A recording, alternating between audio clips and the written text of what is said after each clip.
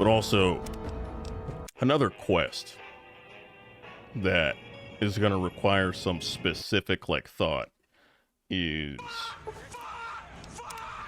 that lucky old son. Because you might think, oh, you're with the Brotherhood of Steel. You can just activate Archimedes. No, I can't. The reason that I can't do that is because the Brotherhood of Steel is not strong enough to defeat the NCR. So that's not going to happen.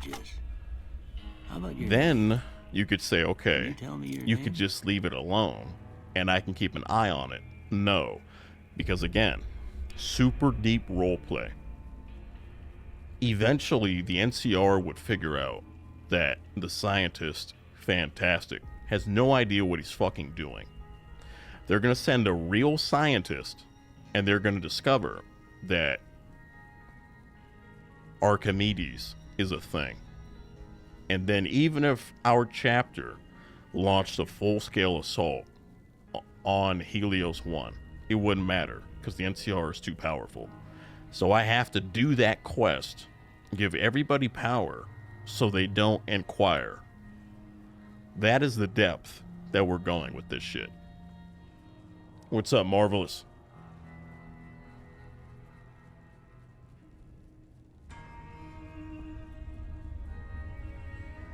I'm about to crash the fuck out. There will be no crashing out. For once. And our name is Marcus Ward.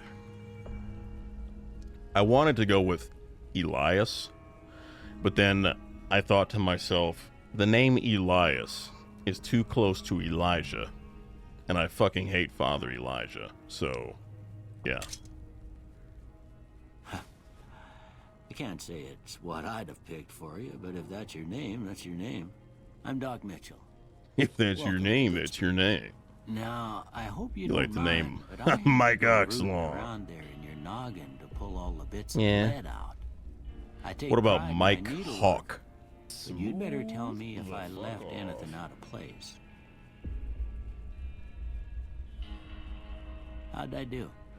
Now, as far as how we look, I really don't care. Like we'll do something with the guy, but nothing too crazy.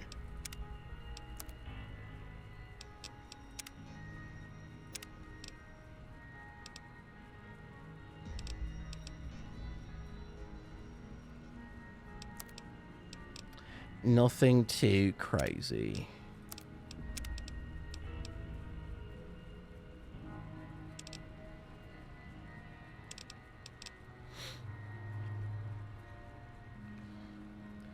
Sir Dixon Cider. That's insane activity. My dick is not in sight of anything other than my pants. And that's just where it stays, you know? Well, actually, Mr. Streamer, due to my extremely impressive and totally not fabricated calculations, it would appear that you are a fraud. A phony and a loser.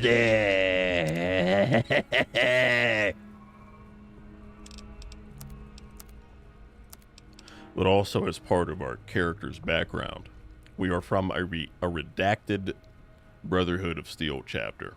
We were removed from the Codex. That's how deep we are. We were doing some classified shit, but now we have some new orders. And we are going to revive this chapter of the Brotherhood of Steel. This is my purpose.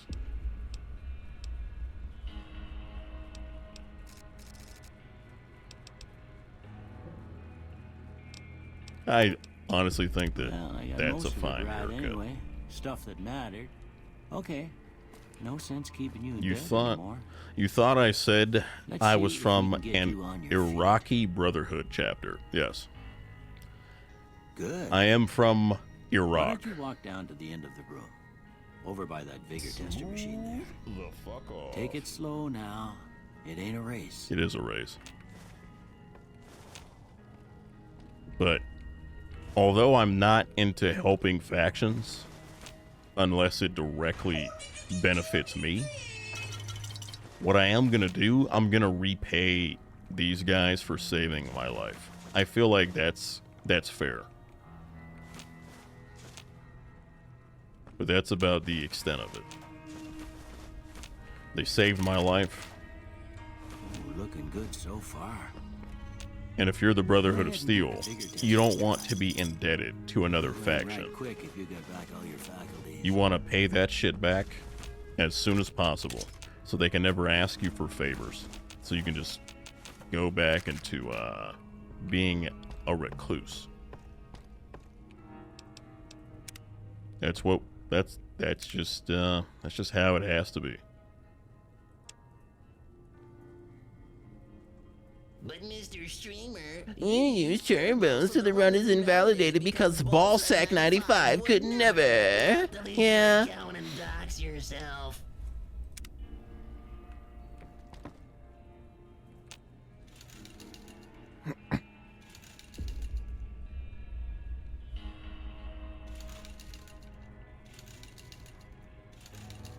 Dude, I wish I was special stats in real life, but I'm not. I'm a bitch-ass bitch. Perception. I'm an operative. I need to be perceptive. That is legitimately part of what you would do as an operative in any situation, in any world, any type of lore, whatever. You have perception. A decent amount of it. 5 endurance is fine. Charisma's fine. I'm not.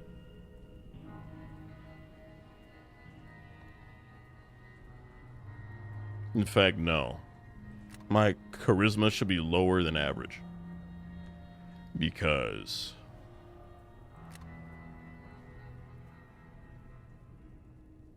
we're only used to speaking to each other.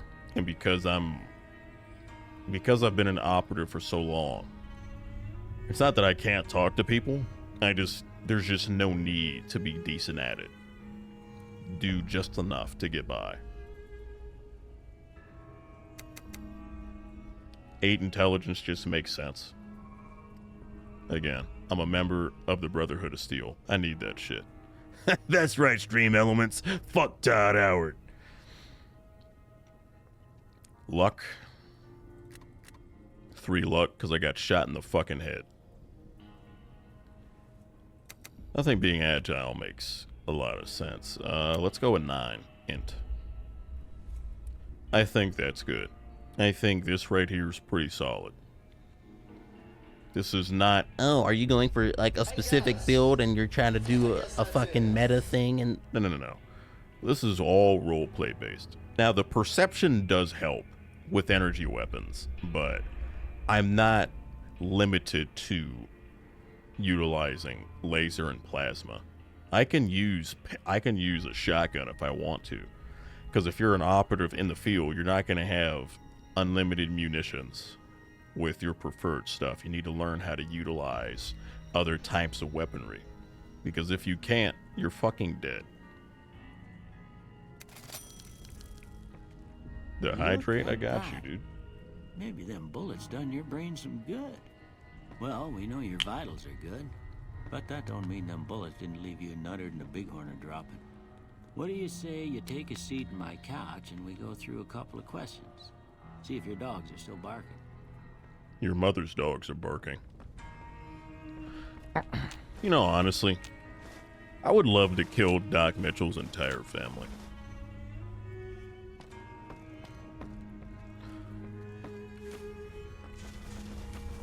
I don't have to elaborate. I'm gonna bring his wife back to life, and I'm gonna kill that bitch. Why? No particular reason. It just has to happen.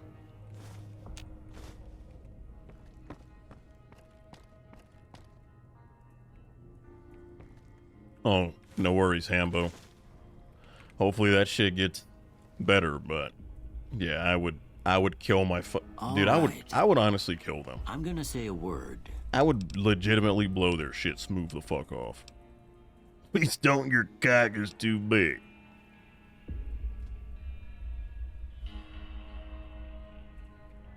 You either got charisma to get stalked by the quartermaster, or you're gonna use that bitch-ass single shotgun.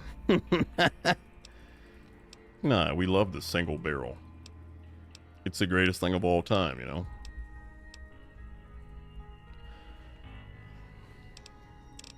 Science, very obvious. Energy weapons is going to eventually be my primary.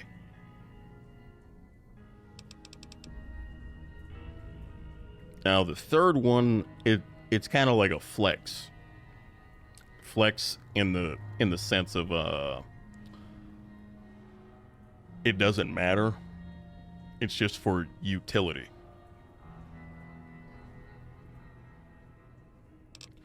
And I'm gonna take speech. And I'm going to get my speech to maybe 50, and I'm just going to leave it alone. I feel like 50 speech is decent. And our charisma being low, you might wonder, well, why did you do that? Here's why. I see your special stats as things that you're naturally good at, or things that you're either naturally good, bad, terrible, or supremely talented at. But that doesn't mean you can't work on things as time goes on. So our character, he's not the most charismatic guy, but he's worked on being able to talk to people because that's part of his job. Before I turn you loose, I need one more thing from you. I got a form for you to fill out. The results determined that was a lie. Just a formality. Ain't like I expect to find you got a family history of getting shot in the head. Shit, I wish I got shot in the head.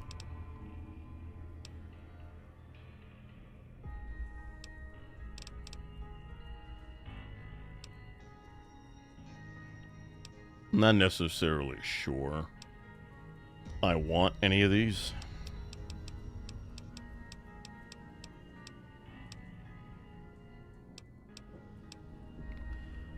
Probably not. I'm not even gonna do the fucking skilled thing. We'll take Wild Wasteland, but... All right, I guess That's that it. about does it. Come with me, I'll see you out.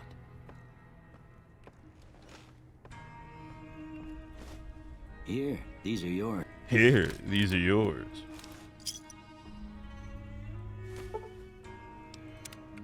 I Nar. expect you'll be wanting to go outside after being cooped.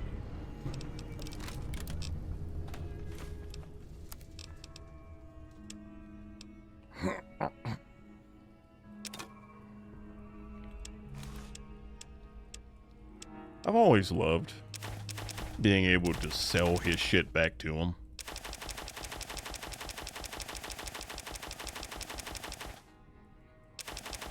Say, hey man, I got a bunch of shit. Oh, okay, great. Yeah, this totally isn't your stuff, by the way.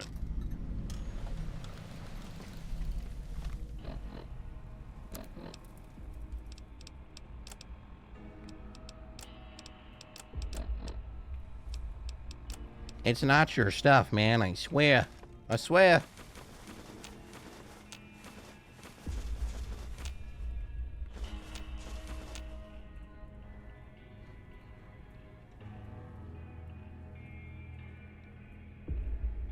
Would the Brotherhood wipe out the Silver Rush as they sell advanced weaponry? No.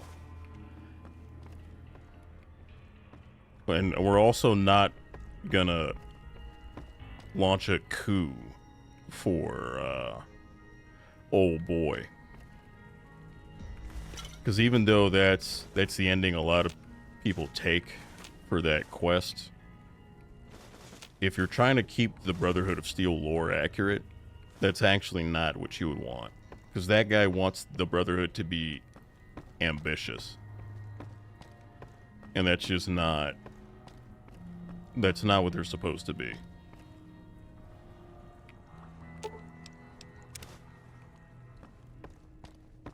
Not to mention the fact that those weapons were made pre-war.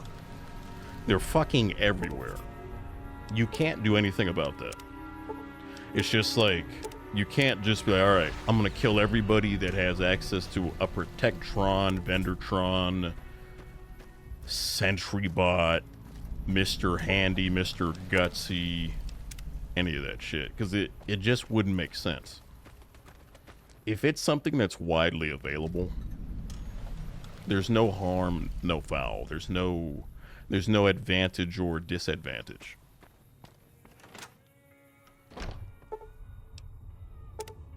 Fuck dead money. You must be the one Doc Mitchell was patching up. Doc just legalized all those stolen goods by laundering them through a brain-damaged courier. You know what? You're right. We always thought that we were, like, cheating him, when in reality, he was 10,000 steps ahead. Which means Doc Mitchell moves real different. Just like Marvelous. Marvelous moves beyond different. Marvelous invented the word different, to be honest with you. I wish I was that different, but I'm not. Now, having 10 barter is gonna piss me off. But, hey, it is what it is, dude. I can't do shit about it.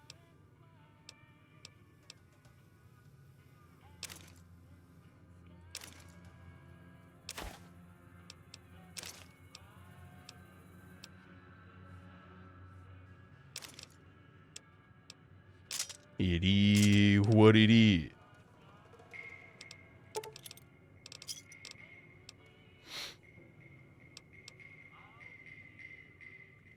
Oh yeah, you're moving extra fucking wrong. That fucking emo, man. I wish I was a Deathclaw dick.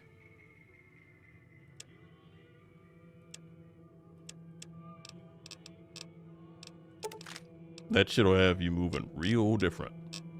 Real wrong as well. Pleasure doing business with you.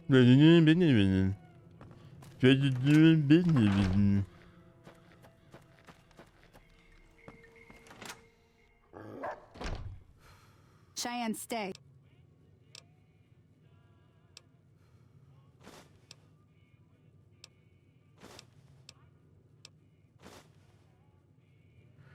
I'll just do this first part as like a little formality, but I have no intention on like helping the people of Good Springs. Like with the gecko problem, I really don't care. Because again, this is inconsequential. These people saved my life. I will repay a See the debt. sarsaparilla bottles on the fence But there? that's it. Take this and try to hit it. That's the right idea. Try crouching down. Nice shot. Well, that's a start. Nope, I'm good. Love and joy. Should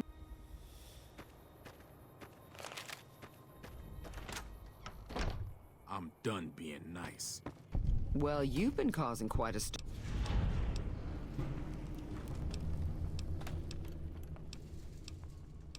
So this is our opportunity. Because as we speak to her, we're realizing, okay, we can repay this debt. So we'll repay the debt, and then we'll never do anything good nor bad to these people. We might trade with them, but that's about it.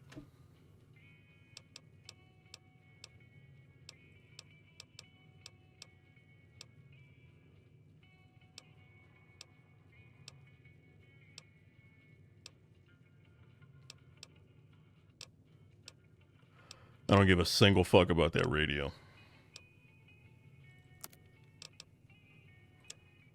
Because again, helping her, that ain't gonna do shit for me, bro. It's honestly nice being able to sell the alcohol. Another satisfying. Because that alcohol run hell was is your fucking problem? crazy, dude. I mean, that shit was moving real wrong.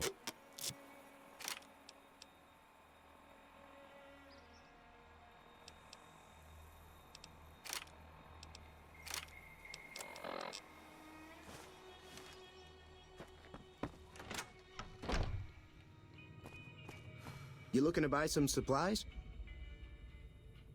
Hey, they're hiding a fugitive toaster. Just gotta be honest, man. If any of that technology from Big Mountain like came over here, I'd have to take it. And I would just have to stop them from trying to end the world, you know? Why am I talking to you again?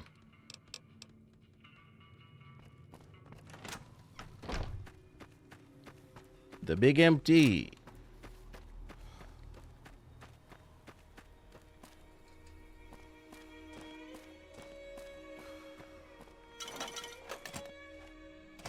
That's close enough.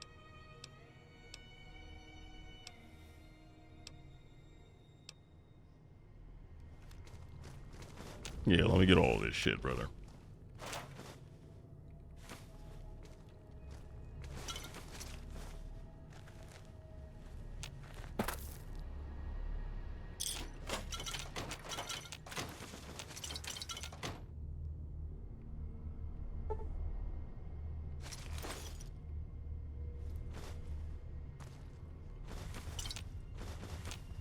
Again, like it's so nice to not have to be like, okay, I need to constantly be fucking drunk. As fun as that run was, having to manage the vast majority of your inventory weight being composed of alcohol, that shit was wild.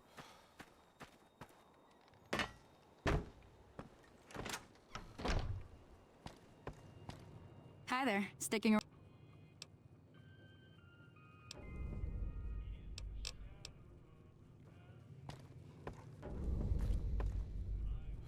So you're planning on taking on...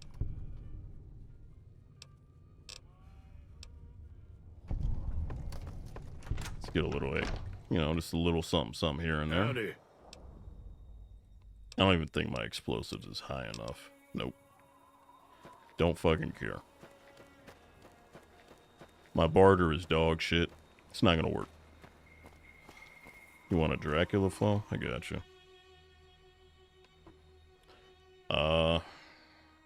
Let's see.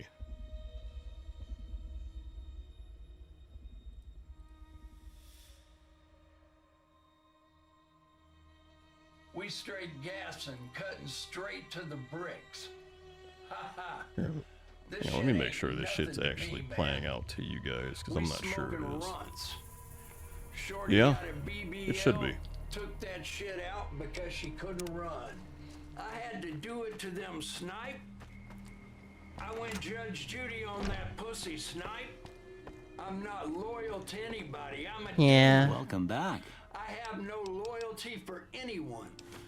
Never did, never will.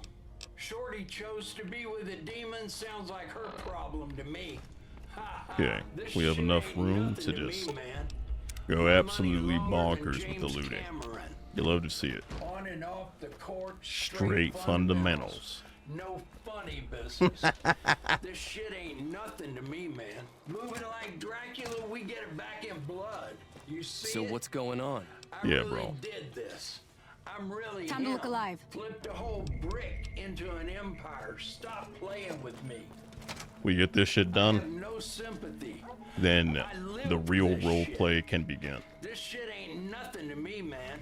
I'm nice. It would with help if I was wearing actual gear. My money You know. long. My pocket's deep.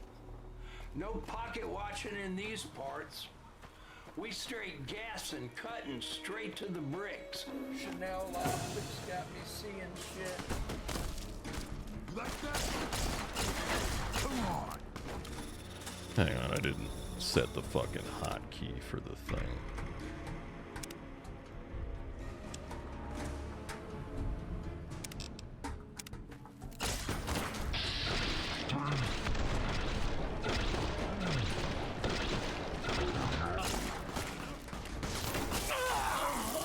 God damn, brother.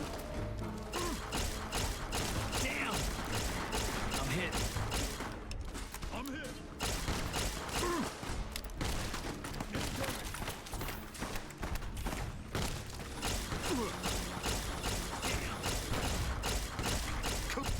You like that? Damn! They kill like that.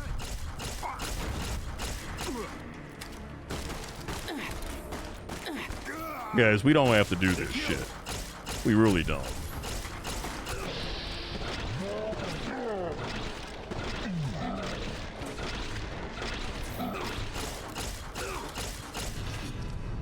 I don't give a singular fuck.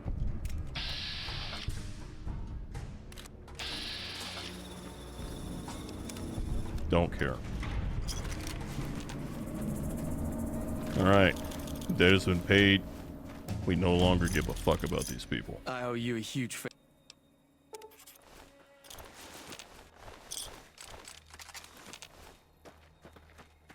Ringo almost didn't make it, huh? He doesn't look too good.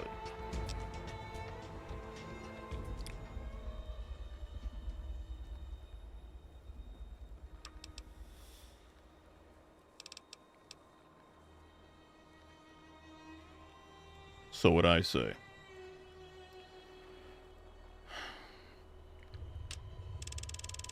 I say we just kind of get to 50 speech as soon as possible. We're not going to get any higher than that. I don't care to. Because although speech is the best skill in this game, objectively speaking, it is... You can beat the whole game with just speech. But we're not trying to do the most effective tactic available. We don't care about optimized gameplay. I just want to get to 50 speech so I can do the rest of my build. So that's why we're doing that.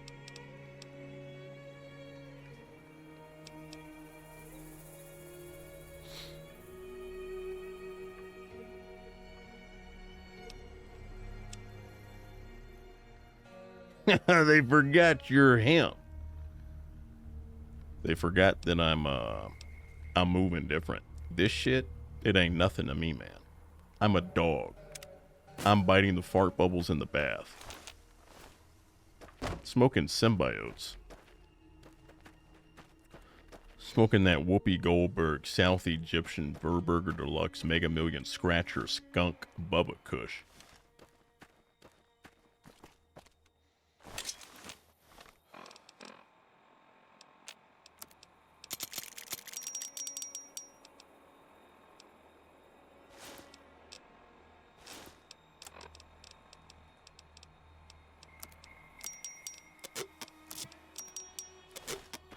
But Mom, Jeff said that I'm a bitch. Well, you are. Floor layer 69. What's up, dude? Where's the cocaine? Where's the hookers at? Hope you brought the nose candy.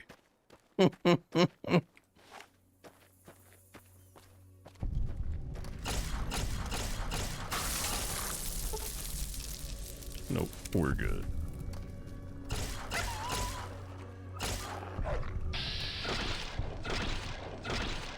Okay, well.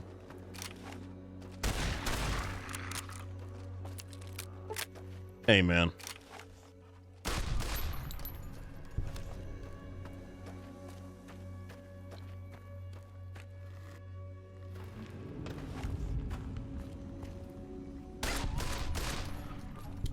So one issue that we're going to run into almost immediately is with this roleplay run, we're not going to be able to do like all the random ass quests that people tend to do for quick experience.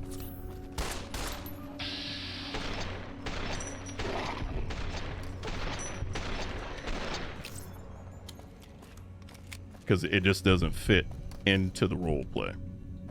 Smoking that Papa Con Turbo Flower Jet Popsicle. That's what the fuck I'm talking about. Papa Con has that good shit.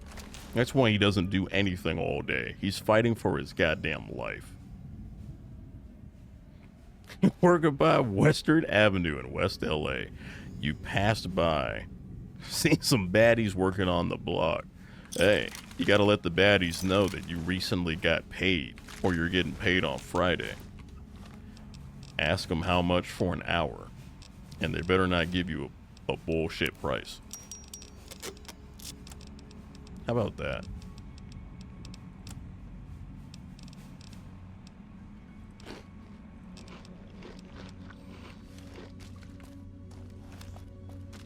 Hey, oh, it's 200. No, the fuck it's not. Pussy does not cost that much, man. They think they cost that much, but you're not like a premium escort. That's where, like, you'll see random chicks that just look average, and they'll start an OnlyFans, and it'll be some fucking exorbitant price. And it's like, sister, I can understand if the chick is like famous, or she's like, she has tens of thousands, maybe hundreds of thousands of followers or subs, or however that shit works. But you're brand new. That person's price, that shit ain't gonna work for you, sister.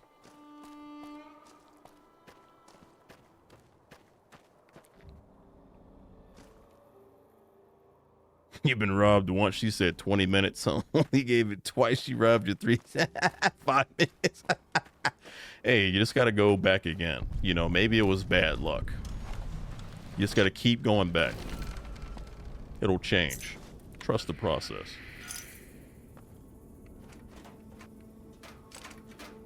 Never forget that there's a weapon repair kit on the ground. Yo, floor layer 60 motherfucking 9. Appreciate you enlisting. You're gonna lurky lurk. Good night, Katie. Good night, Katie's boyfriend, if he's there. Get some sleep. Appreciate you. Again, guys, you should totally follow Katie. She's what's the term for it? She's like a cozy streamer. You know, like if you want to go somewhere and feel safe, have somebody that's there to talk to you about your problems or just to take your mind off of things. That's the person to go to. For sure. 100 quadrillion%. I will be right back. I forgot that I turned my heat on very briefly because I took a shower and I'm like, well, I want it to be warm. Now it's hot as balls and I'm dying. Hang on.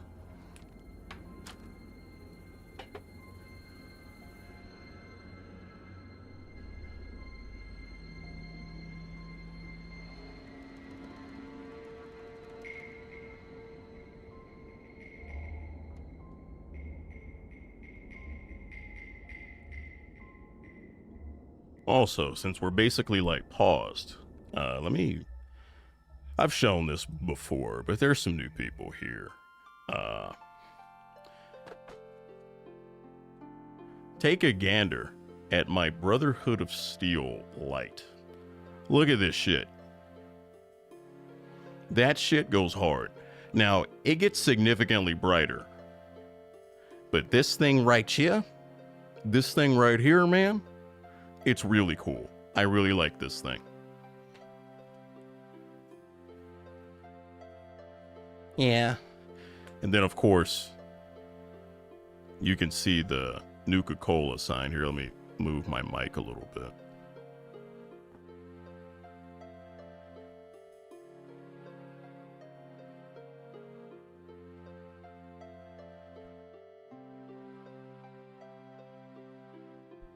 But yeah. I'm a nerd. And back to it. No, Dracula Flows, stop. Do I like the show? It's a decent show. It's a decent show if I didn't like Fallout. Because I'm a New Vegas fanatic, and if I just want to look at it from that standpoint, I'm not the biggest fan of it, but I watch it. But I'm one of these people that I know what Bethesda's doing with that show. I know what they're doing. Other people either pretend not to know or they just like to live in ignorance. Now, you can immediately say, oh, well, Amazon actually run... You know what the fuck I'm talking about. They would have never been able to make the show without whom? Todd Howard. The reason that this Fallout show is being pushed as hard as it is, they are trying to push Fallouts 4 and 76 because they don't give a shit about New Vegas, Fallout 3, Fallouts 1 or 2. Now, I understand why Bethesda might not necessarily care about Fallout 1 and 2, because they didn't fucking make them. Interplay made those games, but they own it now. So, for all intents and purposes, outside of, like, getting into the weeds, it's their shit. But they don't care about it. Because they're trying to modernize. So the games that their fans really love and adore, they're like, we don't give a fuck. We want to push our own shit. We want to expand our audience, which is fine. Do what you want. I think they're doing it in the wrong way, but that's neither here nor there. But anyway, that show is designed to push modern Fallout, to get people that don't play Fallout into the series. And they're going to push those two games because they're the most recent two. They're not going to push their best two games. They're going to push the most recent two games. And then, of course, I mean, hey, maybe we'll eventually get Fallout 5, but yeah, that's just what they're doing with that show. But really long answer short, I think the show's okay. I've heard about it, but here's the thing, man. We've been hearing about the New Vegas and Fallout 3 remasters for years now. So, even if that shit comes out, like, that's cool, but I don't care. And the reason that I don't care about the remasters is we deserve new fucking games. I'm tired of these companies constantly remastering games instead of releasing new content. How long has it been since we've had a Fallout game? A really long time. How long has it been since we've had a fucking Elder Scrolls game? Significantly longer. I don't want to hear about, oh, well, they remastered Oblivion, and then you can do this, and then there's a billion Skyrim mods. People want new content. And if you do your new content, and then as you're working on, let's just say for sake of argument, we go back in time. I release Fallout 76. Regardless of what you think about that game, I release a new game. Let's say a year and a half, 2 years later. People are still enjoying it, but they're wondering what's coming next. I then tell you, I'm remastering Fallout 3 and New Vegas, but I need you to give me time. I release one of them maybe 6 months after that. I release the next one maybe 6 months after that, or a year after that. See, now you have new content because you release Fallout 76. But then now you have remasters of your older games. So now people are like, oh my God, they're fucking cooking. Because if people didn't like Fallout 76, they know they have a remaster of the games that they might like coming up. That's what Microsoft has done with the Gears of War franchise. They remastered Gears of War in 2015. It's known as Gears Ultimate Edition. A lot of people haven't heard of it, but they remastered Gears of War in 2015. But they kept releasing Gears of War games. It's not like they had Gears 3 and then years and years later they just did that. They released Gears of War 4 and they released Gears 5. You got Gears Ultimate in 2015. And then now that opens it up for still new games because they need to conclude the series with Gears 6 somehow. And then that means that they can remaster Gears 2 and Gears 3. That's how you're supposed to do that. Yeah, we're never going to get another good Fallout, in my opinion. What made New Vegas special, what makes Fallouts 1 and 2 special, is the role play. The depth of role play. Because what are these games? They are RPGs. What the fuck is an RPG? A role-playing game.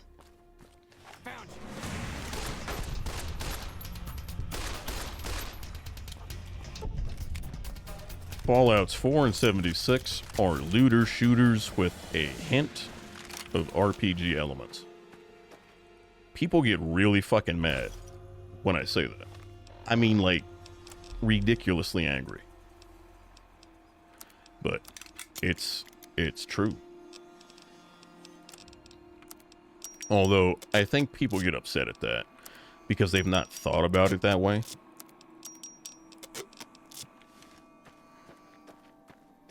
But a lot of the dialogue options in Fallout 4, for example, are very limited.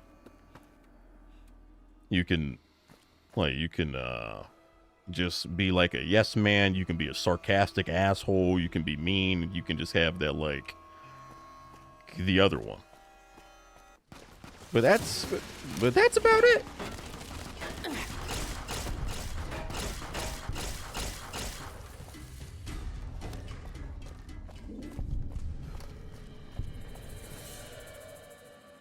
But can you beat New Vegas with your balls?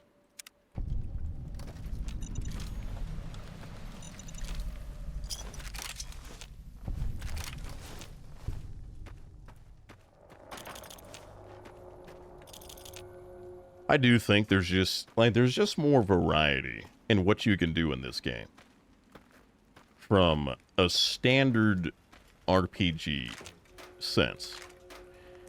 But people will always try to cite, oh, well, nah, man, you can build bases in the other games. Bro, yeah, because when Fallout 3 and Fallout New Vegas came out, even if Bethesda wanted to include a sandbox aspect to these games, we can't even have ladders that we can properly go up in these games because it would fucking explode.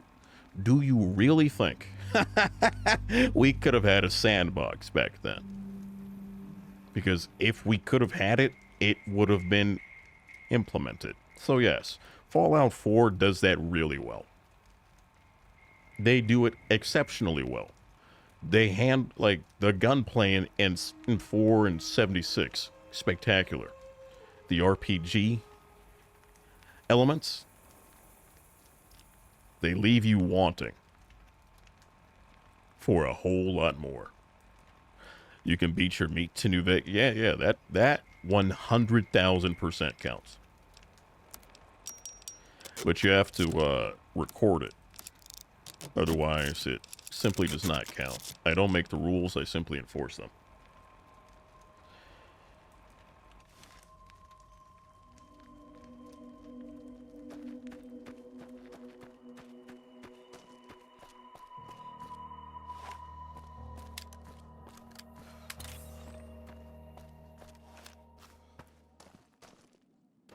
So, we're not going to do anything with the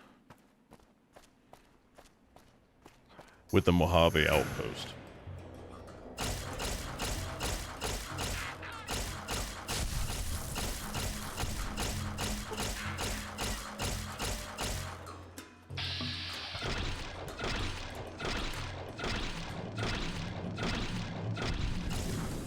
I'll use it as a trading post and to get my gear repaired, but that's it.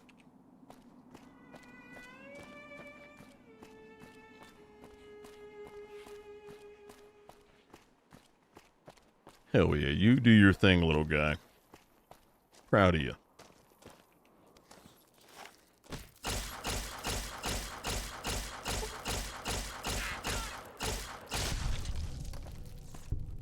Run free, Roach. You're welcome. I didn't even use a fucking stim pack. God damn it. No!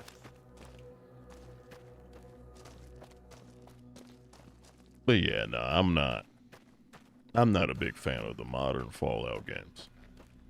I'll never say that they suck, which I feel like when people hear you say that you're not the biggest fan of certain games that they like, even if you don't say that those games are bad, you just don't like them, they take that as an attack, because a lot of people lack the intellectual no, I wouldn't say that it's intellectual. It would be they lack the emotional maturity to just accept the fact that not everyone likes what they like, and not everything that other people like they'll like. You know what I mean? That's not how life works.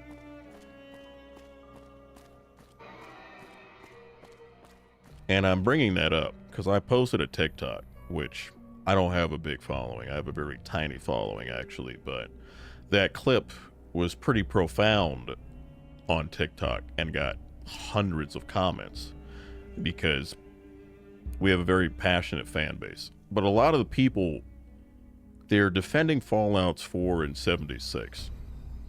And it's not that I attacked the games. I'm simply calling out what is happening. RPG elements are being stripped from the games. That doesn't mean they're entirely gone, but they're being taken away and they're being replaced with looter-shooter mechanics, sandbox building mechanics, and things of that nature. Like, with Fallout 76, it's basically like if you're playing like Deep Rock Galactic or you're doing like Destiny 2, you're doing strikes and raids and shit like that, and you can just farm a boss with your friends over and over so you can get loot drops or you can get X, Y, and Z. That's what a lot of that game's being turned into. That is not the Fallout that anybody played years ago. So it's vastly different. And I wholeheartedly believe that with the older Fallout games, because even though this game came out in 2010, there's 2 modern games out. So that's modern Fallout. This is now, it's not classic Fallout, but this would be like retro Fallout, I guess. And then Fallout's 1, 2, Tactics, and Brotherhood of Steel would be classic Fallout, okay? But all the old games, so 3, New Vegas, that time period and backwards, those games did a superb job of having role play and having RPG elements built into the games. Because that's what they are. They're role-playing games. The role-playing in Fallout 3 is not as good as the role-playing in New Vegas, but Fallout 3 paved the way for New Vegas to even happen. And I don't think people can look at that and just be like, you know what? That makes sense. They gotta say crazy shit, just like, dude, fucking New Vegas is the worst game ever made. It's so bad, and it's objectively bad. Like, I had a guy comment today, or I guess now it would be yesterday. He commented that the only thing that New Vegas did right, or the only thing that New Vegas did well, was aiming down sights. Everything else, Fallout 4 is the only good Fallout game. And I'm just like, so I'm dealing with people that don't know how to formulate proper sentences. And people that just say objectively false things. But they put them, or they state them as if, oh no, this is objectively true. These are the people that we gotta deal with, guys. As people like to say on the internet, these are the people that have a vote. I don't know what it was, bro.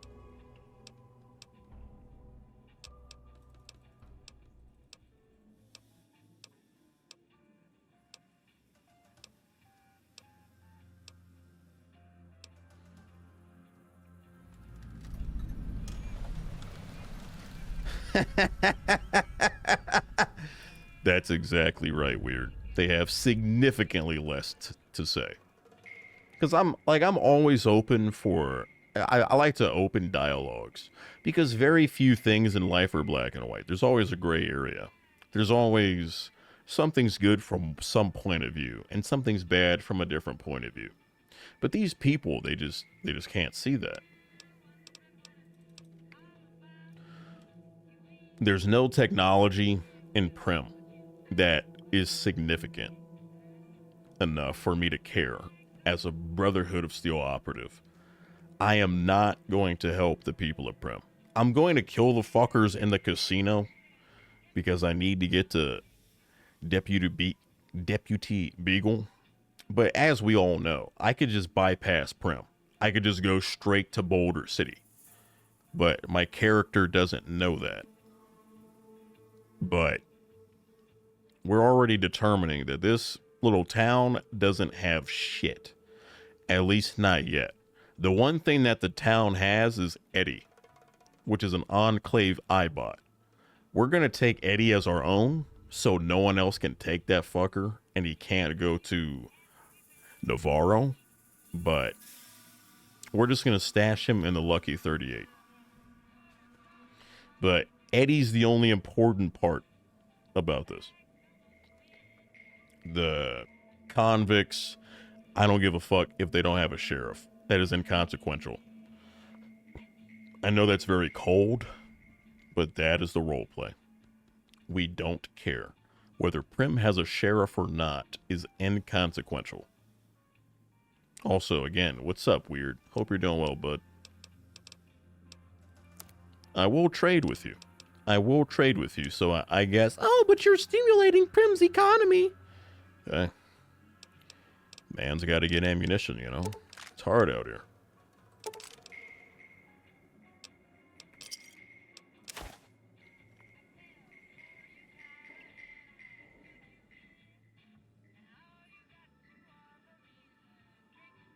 That's exactly right.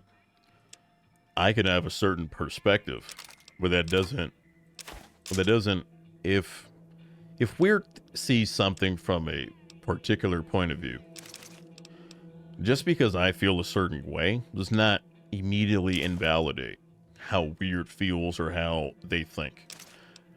All of that is still just as valid. That just simply means, we have differing opinions, which should then be exciting because we can be, all right, let's put our opinions aside. Or at least let's put our differences aside. Tell me about your opinion. I want to learn more about it. Because it's one of those things that I've always said, when you want to debate somebody, you should learn their perspective. So if you really want to pick it apart, then you can do it with inside knowledge, with actual knowings of how their thinking functions.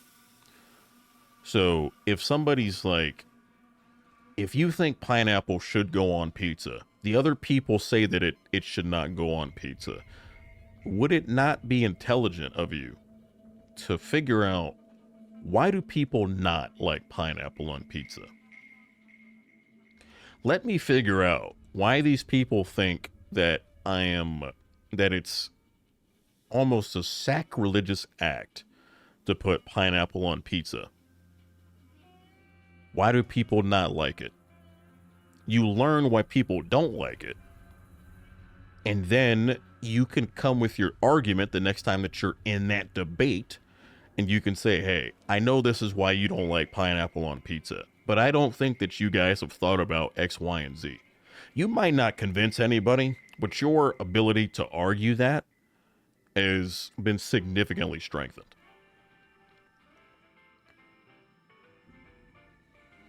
You am honor bound to accept pineapple on pizza independent of whether or not you like it. Fair play. I don't mind it. I understand the flavor combination and what it's supposed to do. I'm just not the biggest fan of it.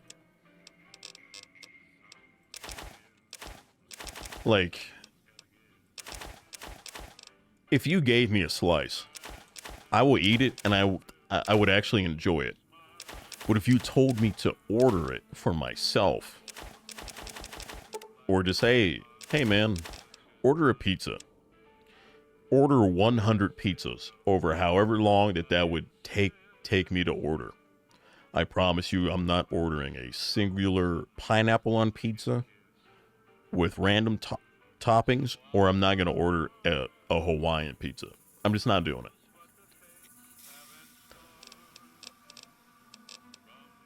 But I'll eat it and I can enjoy it. But that has to be one of those, like, hey, like, it's a pizza party. Everybody gets free pizza. Oh, yeah, dude, like, this has pineapple on it. Like, oh, thanks. Well, that's okay. I'll still eat it. Goodbye. Goodbye, bot. High quality analyst. Okay, hang on. That fucking bot name that just got instantly cooked, that is sensational. High quality analyst. Guys, I think the good bot names are back. This is so good. You grew up about 15 minutes from where it was invented. Okay. I understand now. Wait, I didn't even see that, Aqua. My character does not know that. But that's the neat part about role-playing. When you actually... I'm not going to say do it right, because everybody role-plays in these games a completely different way. You can role-play in games that aren't role-playing games. But I think a really fresh way of doing role-play is when you're playing a game and you come to the realization that, oh man, this isn't something your character knows. Let me just pretend that I'm ignorant to this situation. I promise you, it opens up so many more avenues of things that you can do or things that you're limited to. Because when you play a game for the billionth time like I'm doing, I know, like, I have done speed runs of this game to get to level 20 as fast as possible. So I know what the most efficient and effective things are, but my character doesn't know that. So by that logic alone, that forces me to discover certain things. And you could even do it to where you're aimlessly wandering until somebody tells you about a certain town or a certain city. Then you can try to find your way there. That's how this is working. And that's why I think this is such a refreshing way to play the game.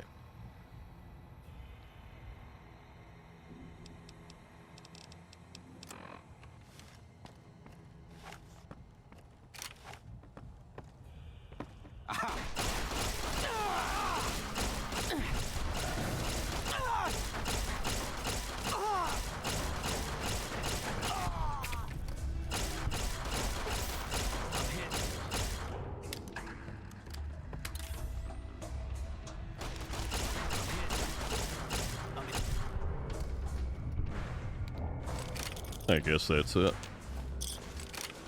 That's all she wrote, boys.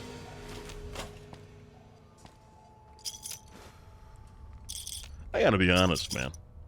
This is completely unrelated. There's just something about fat chicks that I just feel like a lot of people, they don't see the vision. But trust and believe, I see it. And if for nothing else, most of the time, if she's fat, she knows about good food, or she knows where to get some decent food at. That already is a massive win. That is a gargantuan victory.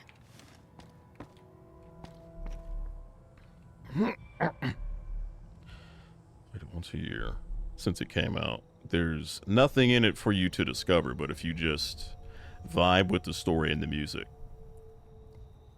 30 years later, that you still enjoy it every time. Hell yeah, man. That's what it's all about right there. Because yeah, like, games can be super old. Like, there's a game that I'll probably play on like Thursday night of this week. Thursday night / Friday morning. You know how I stream at fucked up hours. But it's Anno 1602 AD. There's multiple games. I think there's like a 1702, maybe. There's like a 14 something. There's one in the 1800s, but most people have never heard of that game. That game came out, I think, in 98. I want to say it was 98, maybe 97, but regardless, I figured out how to get that shit to not nuke itself while I like stream it. So we're gonna play that. That is a game that I could play forever, because if you just play it and you just enjoy it, and then you put the game down for a long time and you come back to it, the music's great. It's really in-depth strategy, particularly for the time, and it's just great. Sometimes you just gotta enjoy playing games.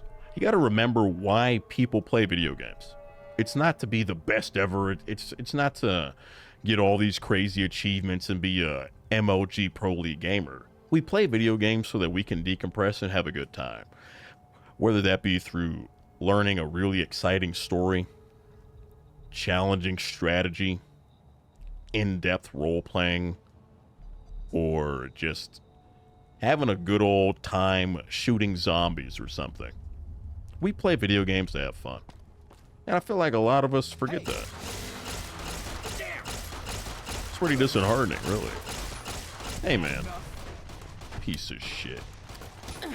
Your No, not fucking V. I'm playing. Oh, wait. No. Hey, man. Stop.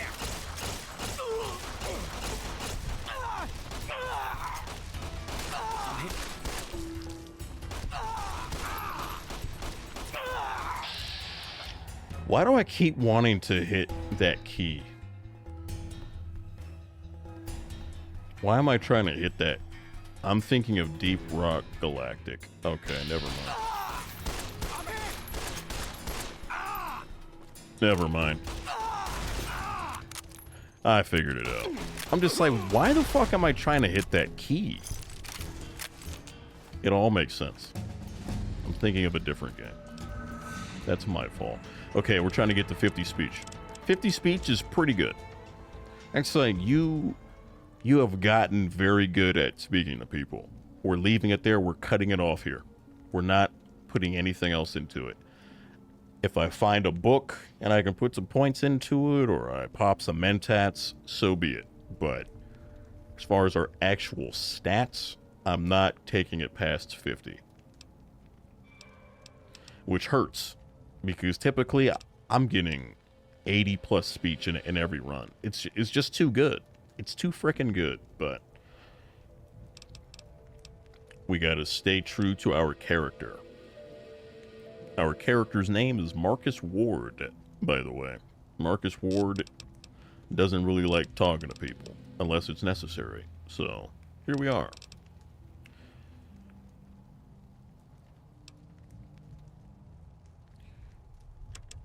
$25 repair would make sense. I would eventually like to get 65. But honestly, I would say for the time being, science is good.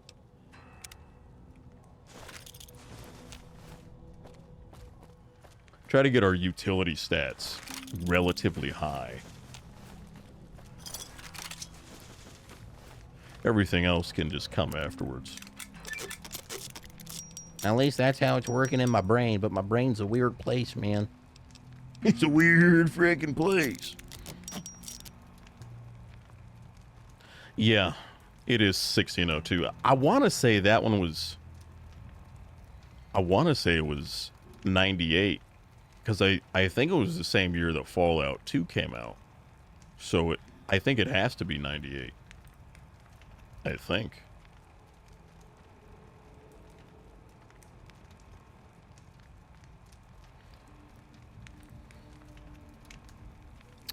It was starting to not be fun. Yeah. Because I feel like when you lose the joy for doing anything, you just have to stop. Whether you're like, if you're trying to do something professionally, or it's like a hobby, but you lose the joy for it, I think it's alright to call it quits.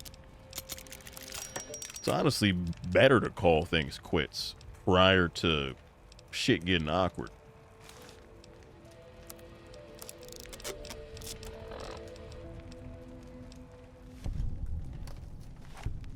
How much ammunition do I have? Not shit.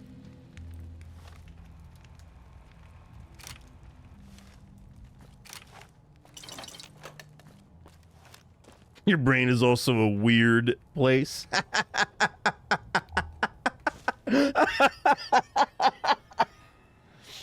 Do I like the Fallout show? Oh man, we just talked about this, but that doesn't mean I'm not going to talk about it again. It just won't be as long as of a rant.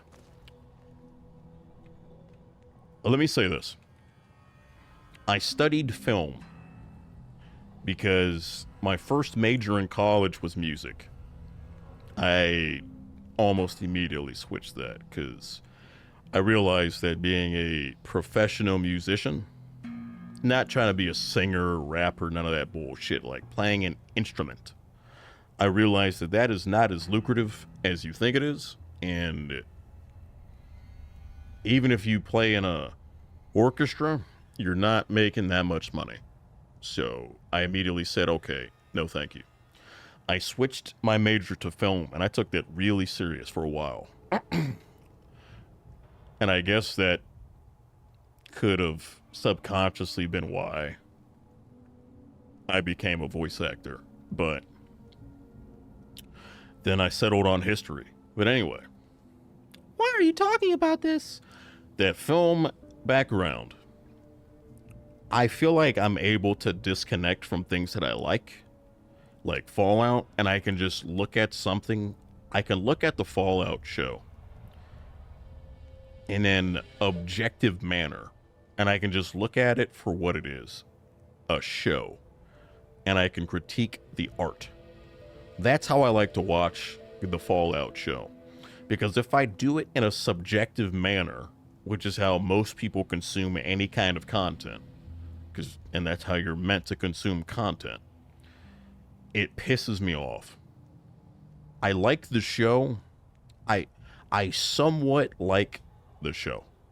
But as a Fallout fan, particularly somebody that loves New Vegas and Fallout 3, and then to a lesser extent Fallouts 1 and 2, I'm not saying that they're worse games. I'm just saying I like them less than I like New Vegas and 3. From that lens, I don't like the show because they're just pushing Fallouts 4 and 76. That's all they're doing. But long-winded answer. I think it's I think it's I don't okay. suppose you came here to...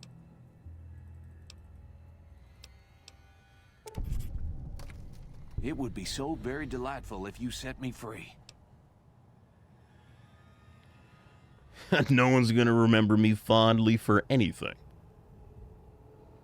Yeah, like, it's an okay show. Like, I'm not saying that it's piss poor, but for a dedicated Fallout fan that loves the lore of the games, I think it's okay. I don't think it's... I'm not gonna sit here and say that it's a good show, because what is good? Is Breaking Bad a good show, or is it a great show? I think that Breaking Bad is a superb show. A show that I think is just good. Trying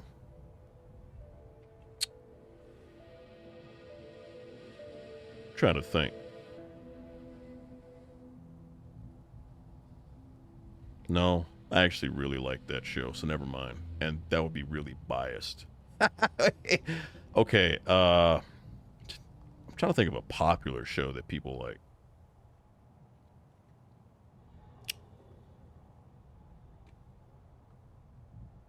I believe American Dad is a good show.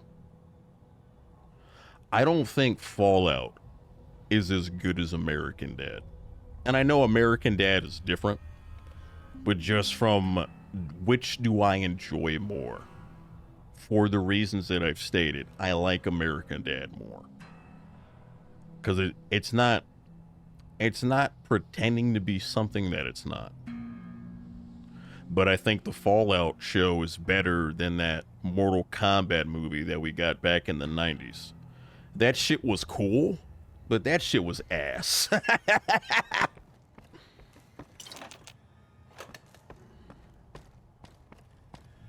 Yeah, I would call Breaking Bad a fantastic show. I would also say that about Sons of Anarchy. There was a short time where I really didn't like Sons of Anarchy, but that was because of my, like, previous marriage. But that had nothing to do with the show. It was just like, when we would try to find, like, a new show to watch, she would say something along the lines of, well, like, if it was her pick, she would take a long time to find a new show, because how we would do it, I would pick a show, we would watch that show all the way through. Then she would pick one, we would watch that all the way through, and then it would be my turn. So it was her turn to pick, and she didn't find anything to fucking watch. And I'm just like, dude, like, what show? She's like, I don't know, but let's just rewatch Sons of Anarchy while I figure it out. We almost got through the entire fucking show again, and I just said, you know what, man, I'm just gonna pick the fucking show. How about that?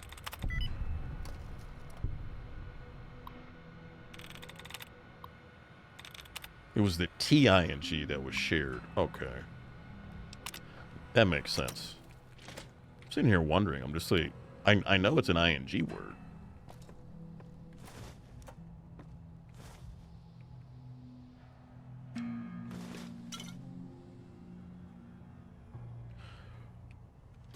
Stan is 1,000% a Vault Tech rep.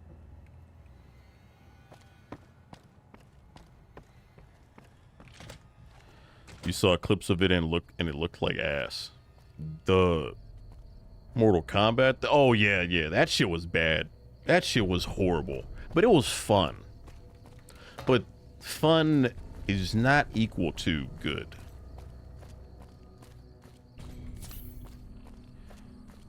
Okay. Now look. This really pains me to do. We are not, like, this quest, my kind of town, this ain't got shit to do with me. It hurts because this is a really, like, decent quest that you can get done very easily. But helping Prim, hey there, has nothing to do with me at all. Where the fuck is he?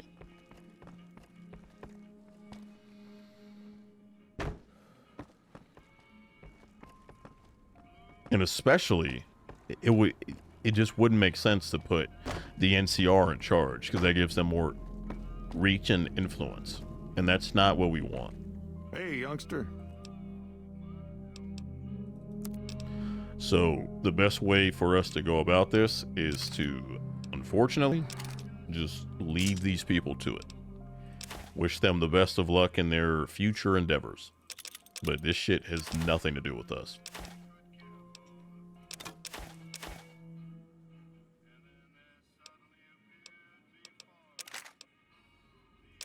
But that's mean, Bottomless. No, it's neither mean nor is it good. It is what it is. Pleasure doing business with. Indubitably, good sir.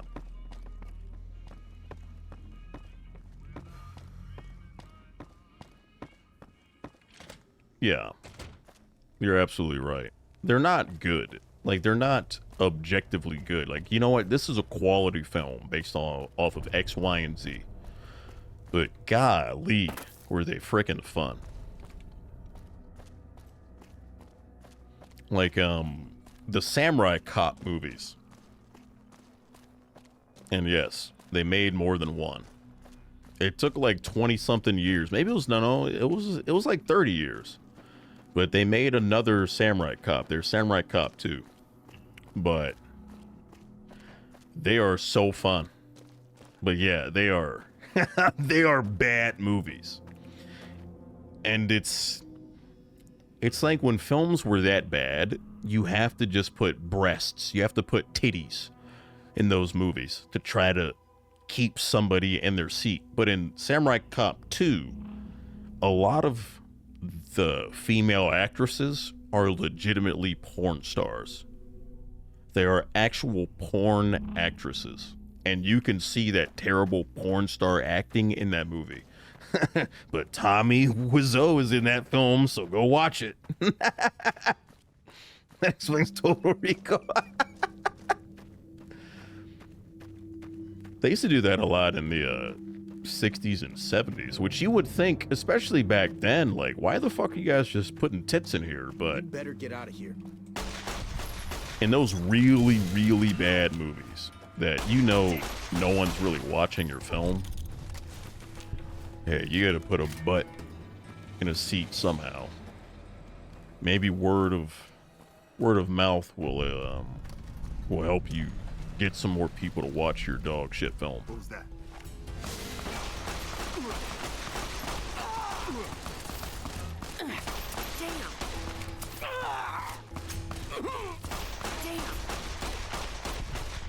Hey, man.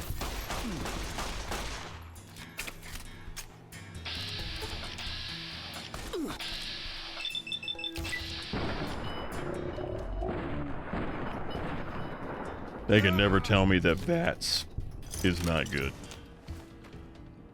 I got absolutely shellacked right there. I got my shit pushed in, as the kids say.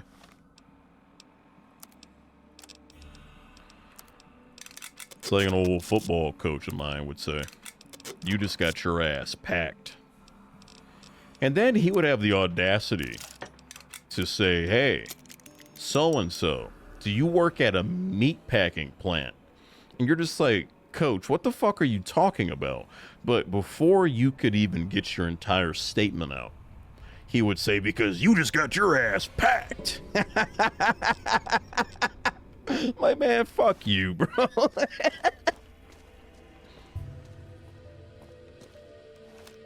Oh yeah, VATS is.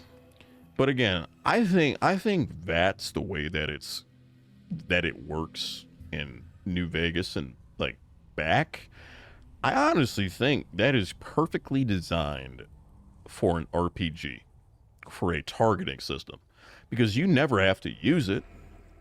At least in 3 and New Vegas and so on and so forth. You don't have to use it. You don't have to stop, freeze time. There's no turn-based combat. You can just play. But if you need to get some accurate shots, you probably want to use VATS. Or, you know, you can use a variant like I'm using now. Bullet time.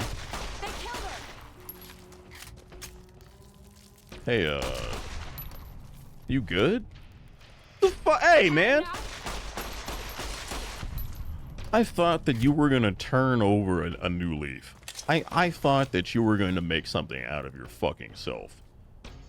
Like, and what do you do? Huh? What do? You just fuck me over. You lied to me. You deceived me. I was bamboozled. I was extremely incorrect in my assumption that you were going to become a better person. You were going to put the copious amounts of Psycho, Jet, and Buff Out down. And you were going to make something out of yourself. But look at you now, you fucking bitch. You're just a disgusting hunk of flesh. You're the problem. You can't say that about her. She has rights. Nah, she ain't got nothing. She's fucking dead.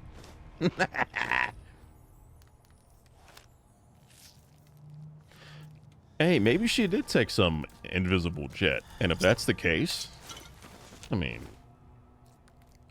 kind of respect it. You know what? I am about to die.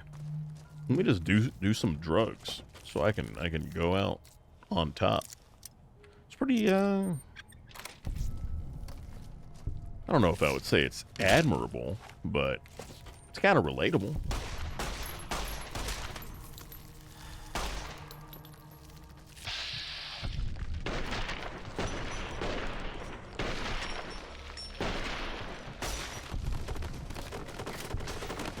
Hey, Todd. Hey.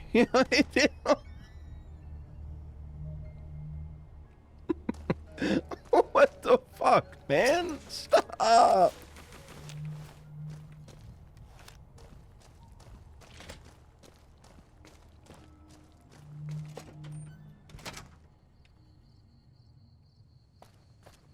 Wasn't that arm blown off? Perhaps, but maybe she still had her right leg. Maybe there's some appendage on her right side that is still attached? Probably not.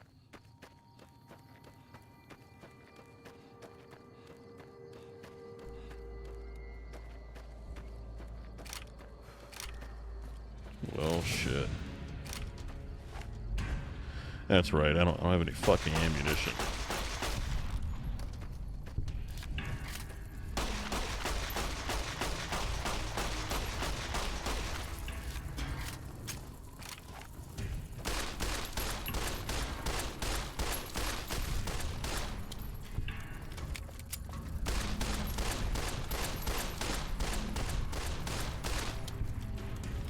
Dude, you're not gonna follow me and just... Come on. Here we go. I've played this game enough to where I can navigate to the outpost. I am not inconvenienced whatsoever. Hey, you guys tried your best. Maybe next time. Proper metaphor for women's rights right there. Yeah.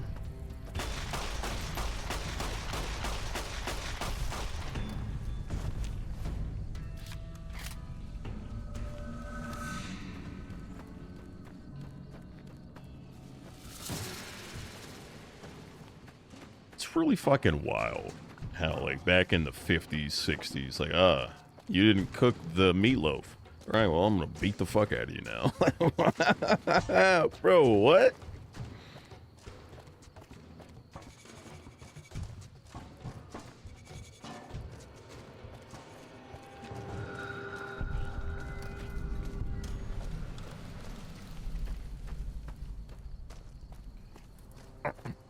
But those are the type of men that they wish that we were. Like, ma'am, I don't understand. You want me to be that type of man and not beat the shit out of you? Like, I'm fairly confident that that just comes with the package. Like, do you want to be treated with dignity and respect, or do you want me to, like, just beat the living piss out of you? Because I, for one, will not be resorting to that barbaric behavior.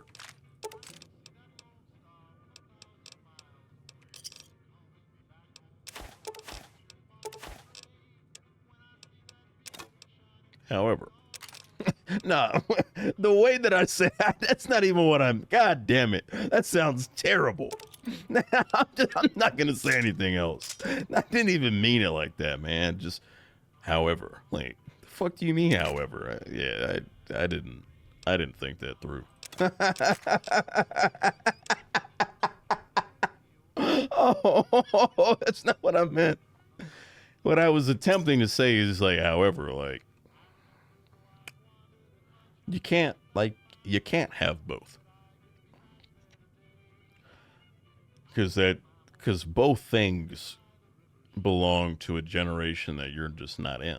Or, hear me out. You're looking for some very specific things. Like, it's like I always tell people, guy or gal, or they could be trans, non-binary, just whatever you're looking for, the more specific that you get, it's like filtering in Amazon or filtering for television shows. When you start adding more and more requirements, the results go from 90,000 to 40,000, then from 40,000 to 10,000, from 10,000 to 6,000, so on and so forth.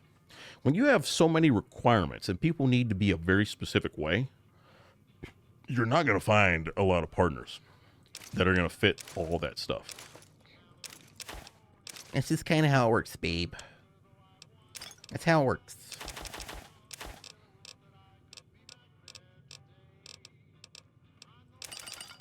Selling alcohol feels wrong. Like, that previous run, which is on YouTube, by the way, that's my most viewed YouTube video on any of my YouTube channels in a very long time. So appreciate all the support that you guys and gals have given that video. It really makes me feel warm and fuzzy on the inside. But you guys should watch it if you haven't watched it. It's really good. And I'm not just saying that. Like it's genuinely a very well done piece.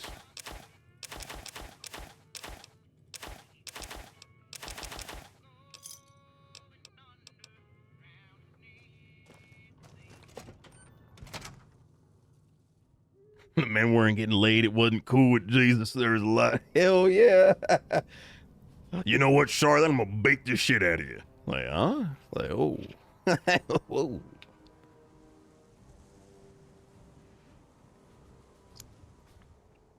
You got your fiance by being blind-ass drunk and them texting you the night before Easter and asking what was wrong with them. I fixed that problem. Demonstrative bottomless gaming. That's right. But yeah, you guys should 100% check that YouTube video out. It's a banger. Here, let me take a gander.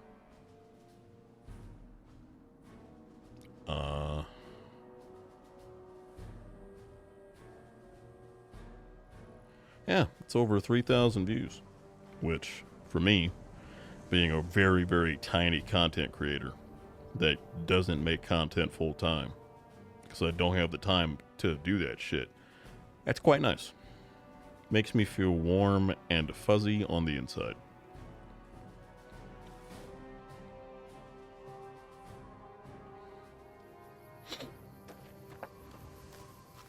Right? It's fucking crazy. Like, I'm a very tiny creator. Now, like, my horror stories YouTube channel, like, I have more subs there, and I've gotten, like, I think I've gotten a video to over 10,000 views. But I don't actually know why that one popped off. I think it was just the thumbnail and the title. Like, it was well done, but I genuinely don't know, like, why that one, like, popped off. It was a good quality video, though, so there's that. In fact, let me look that up. Go to that YouTube channel. So that one has 1.9K.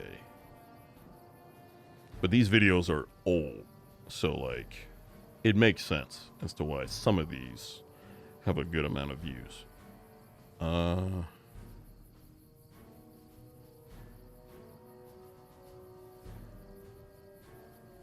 Yeah, that one got 12,000.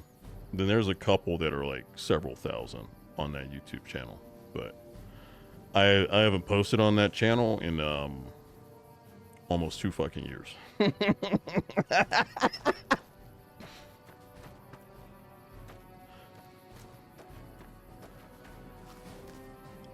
So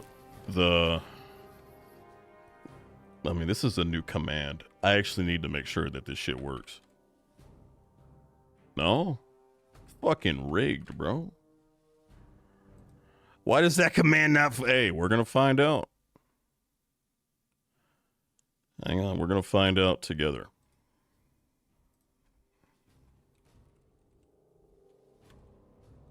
Because I swear that shit, that I set it up. Maybe I didn't. But if not, we can do it right now. It's not like we're doing anything. We're just hanging out and we're vibing. As our guy Rolls would say, we're vibing and chilling and vibing. And that's all that matters. We're having a good time.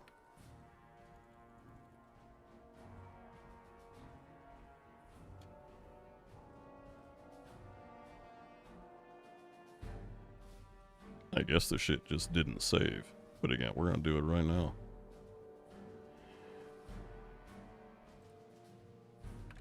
It's weird because, like, I saw the module. The module actually did something. And it posted my YouTube link, but there should be a command for it. That's kind of bizarre. But no worries. We'll just correct that right now. Yep. Let's do advanced settings.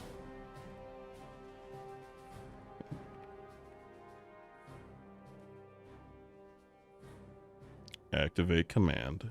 Saved. Let's exit out of the thing and let's see if it actually works.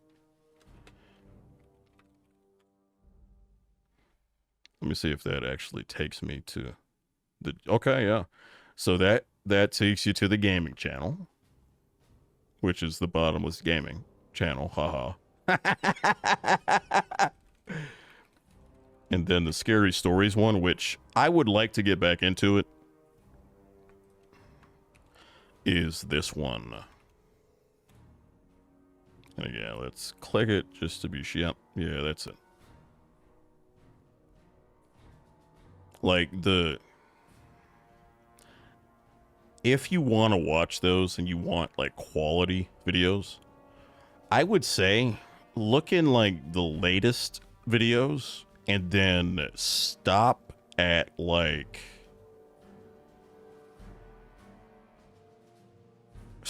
the Night Shift Horror Stories video from like 4 years ago. Well, my Mythological Creatures Explained series is pretty good, but I would probably just stop there. Because I was using a different microphone. I wasn't voice acting like way back then. So like, you can tell. It's like, oh, what the fuck is that mic, bro?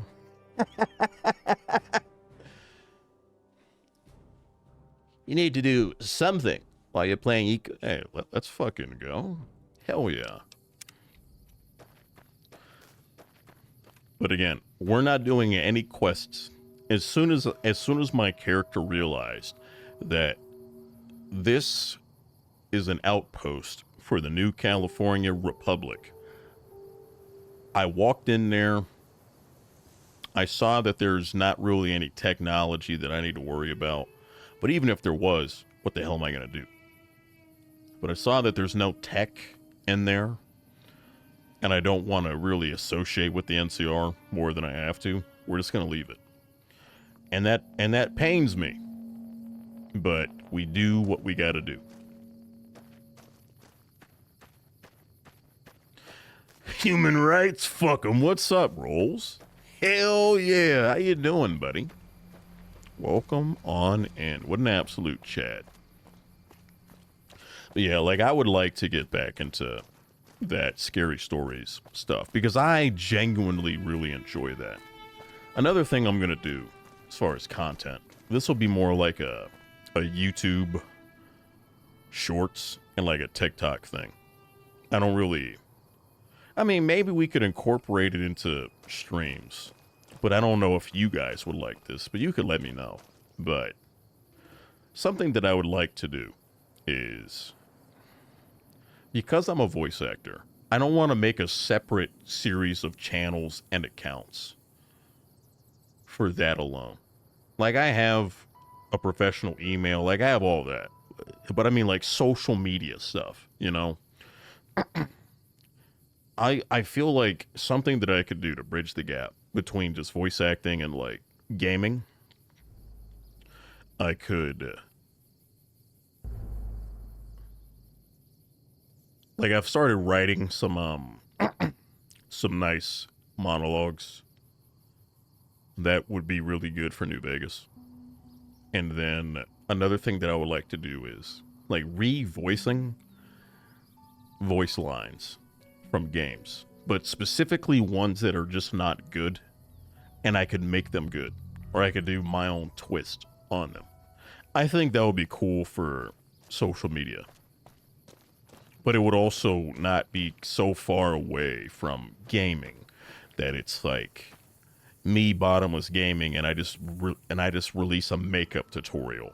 Like, hey guys, this is me doing my like blush. This is me doing my blah blah blah. Okay, where's my setting spray? Like that shit is completely just out of the norm. Like that has nothing to do with the subject matter at all. Bro, how much health do you have, you little bitch? Brother, let me have this.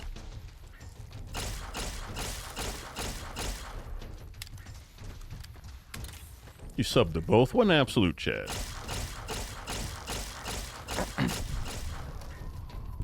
there's definitely a lot of Bottomless gaming stuff coming out very soon. Like, this is my next YouTube video that I want to put up there. But we're also going to do another pretty exciting New Vegas challenge run.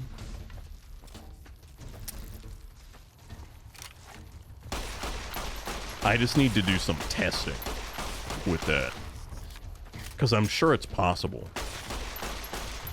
But the premise is, can you beat Lonesome Road with only 1 hour of preparation? So there's 1 hour on the clock. As soon as I leave Doc Mitchell's dialogue, I have 1 hour to gather all my equipment. And right after that, I have to drop everything after that 1 hour. And I have to go into the Divide. And I just gotta make it happen. I gotta make some shit shake, rattle, and roll. That, there's the no reloading challenge in Gears Ultimate Edition that we gotta do. So there's a lot of YouTube videos that we're gonna have coming up for the gaming channel.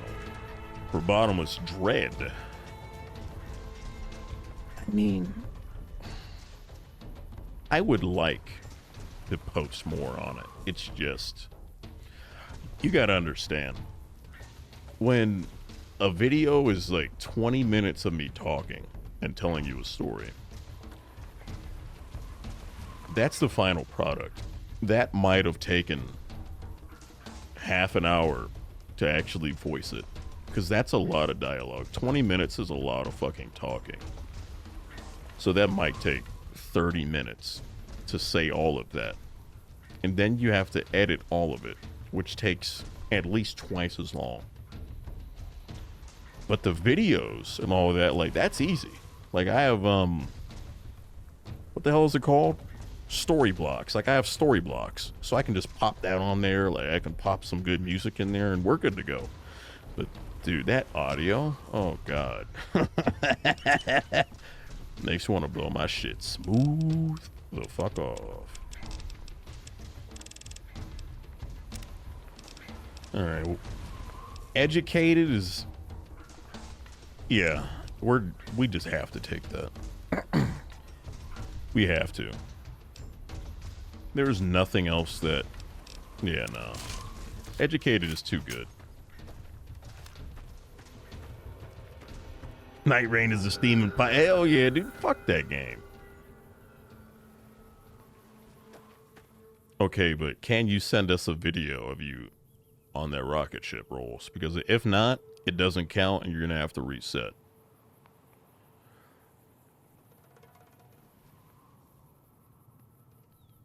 So I did not write those stories. So what I do with those stories, I get them mostly from Reddit. So there's subreddits to where there's true scary stories. So those are stories that are supposed to be true. And then there's just scary stories. And I try to vet through the ones that seem plausible.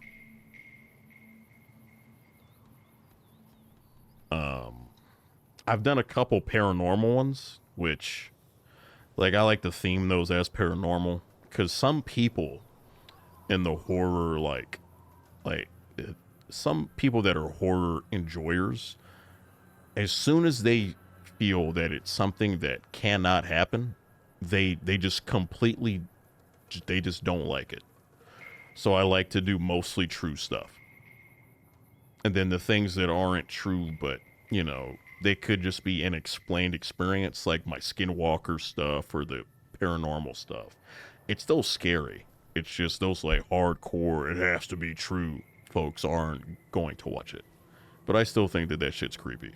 But yeah, I mostly get them from the quality subreddits, because that's where people post a lot of their experiences. And I've gotten some from other places as well. There was the one, it's the Aurora Hammer Killer.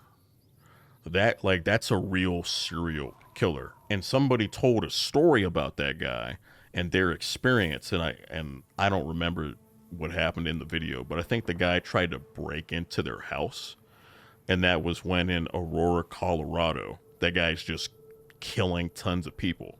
So this person survived that serial killer, and that's part of the like scary stories, which I thought that one was really like spooky, because it's like a renowned serial killer almost got your ass. That shit's real spooky. You like that?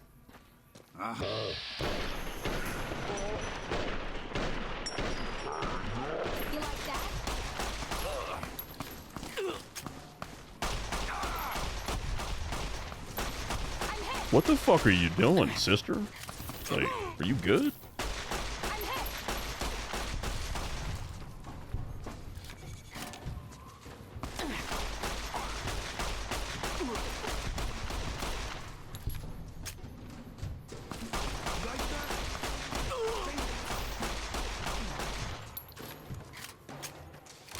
Yeah, that guy's a tough nut to crack.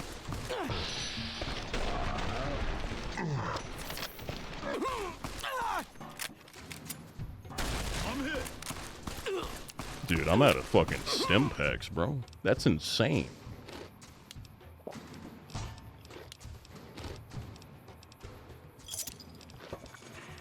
I didn't mean to take that. What the fuck? That's what happens when you double click.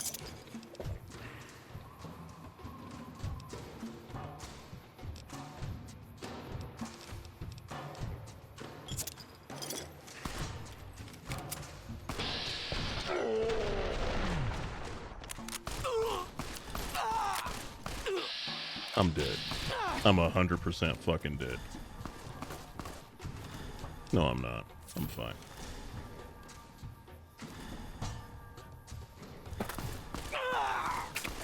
I'm dead now, though.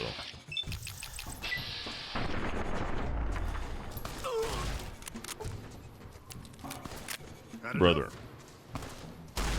Actually, yes, I 100% have had enough. I'm good.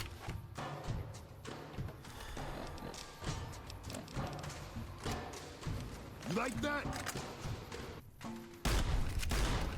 Okay.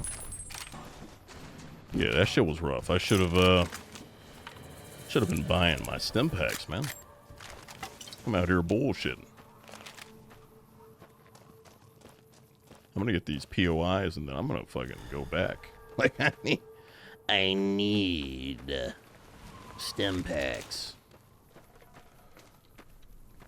But yeah, like, it takes a long time to sift through those stories. Plus, if you spend like an hour finding good stories, you might find 10 good stories.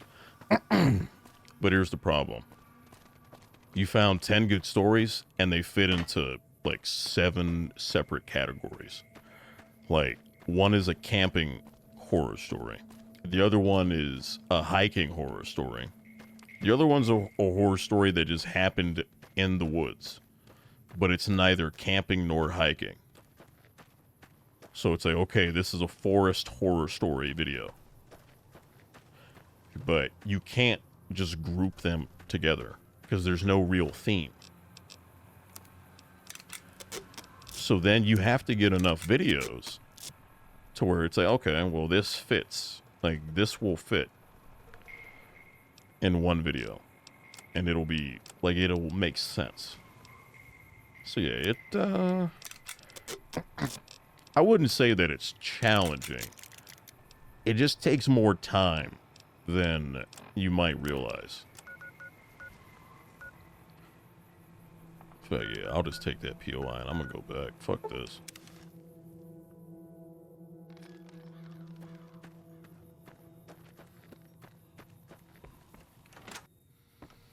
Howdy. That was a hell of a... Shut the fuck up, man. You did not contribute to that whatsoever. You're a piece of shit. You don't deserve rights. Your entire family wants to blow their fucking brains out because they hate you. Your family now realizes that you're a failure.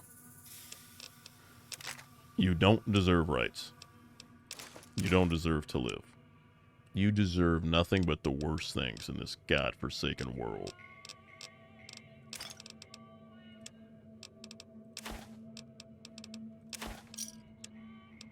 Another satisfied cut. I'll be satisfied if I blow your fucking brains out. The fuck out of here, man.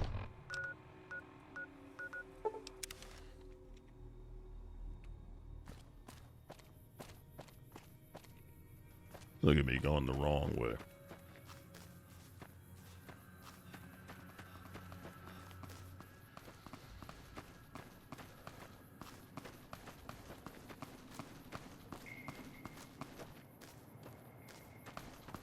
No, sister, don't you fucking run away from him. You wanted this. You followed him for his star caps.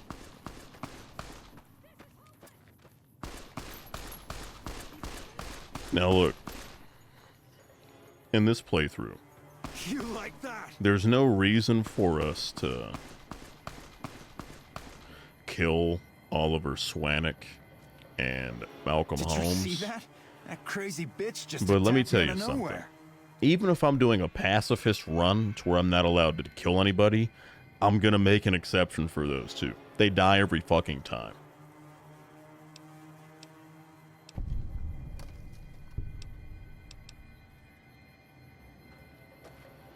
I hate Oliver Swanick. But I hate Malcolm Holmes even more. They are the worst fucking humans to ever exist.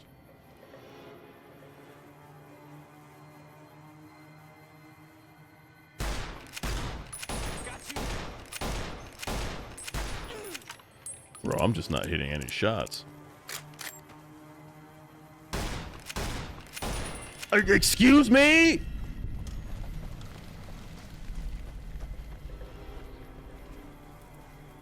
Hey, you're not looking so good, bud. You seem to be in quite the predicament. This is quite the conundrum. You realize that you're on the precipice of death, but you were trapped by the Bethesda Todd Howard jank. There is nothing more powerful than that, I'm afraid. So, to you, I bid you farewell and adieu, you piece of shit.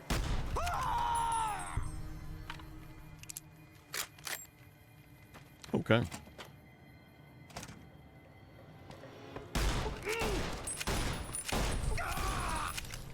Okay, boxcars is also part of the guys that have to die. I just don't like those three characters. Like that is a me thing. I fucking hate them. This has nothing to do with the roleplay. I abhor those three characters. Oliver Swanick because he's annoying. Boxcars because he's an asshole. Malcolm Holmes because he's so disingenuous with the shit that he says. He's like, hey, I've been following you around and I just want to trade. Oh, okay. Like, yeah, like, you're the fucking star caps. Like, get the fuck out of here. Don't worry.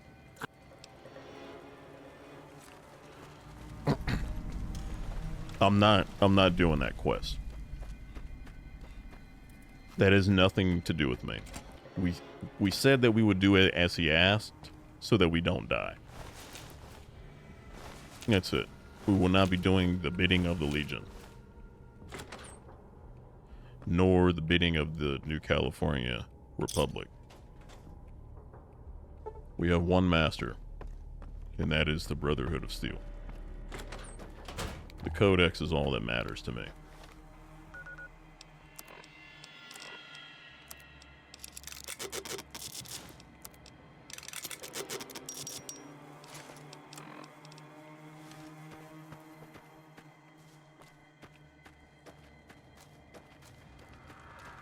So yeah, just like, we're bypassing a ton of shit.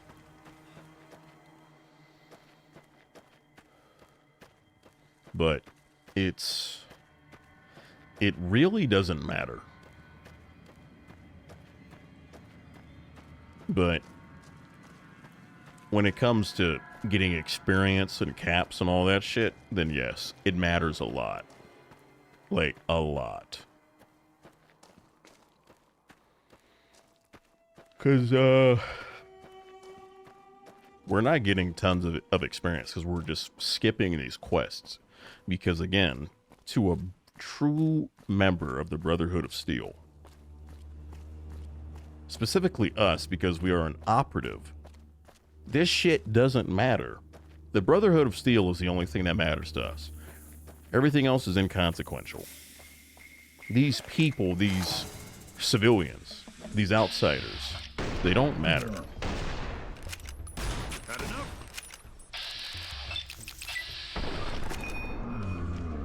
Good old-fashioned VATS will always be superior for headshots.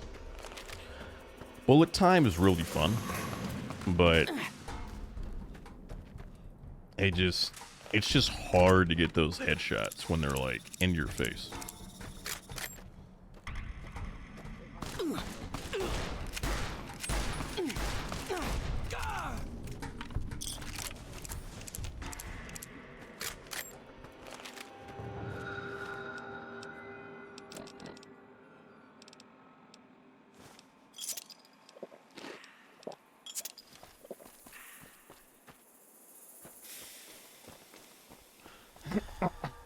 We have ads in 3 minutes. I'll try to remind you folks again, but I am a piece of shit, so... But I'll do my best. How about that? But your best isn't good enough. Yeah. You don't have to tell me. I am acutely aware.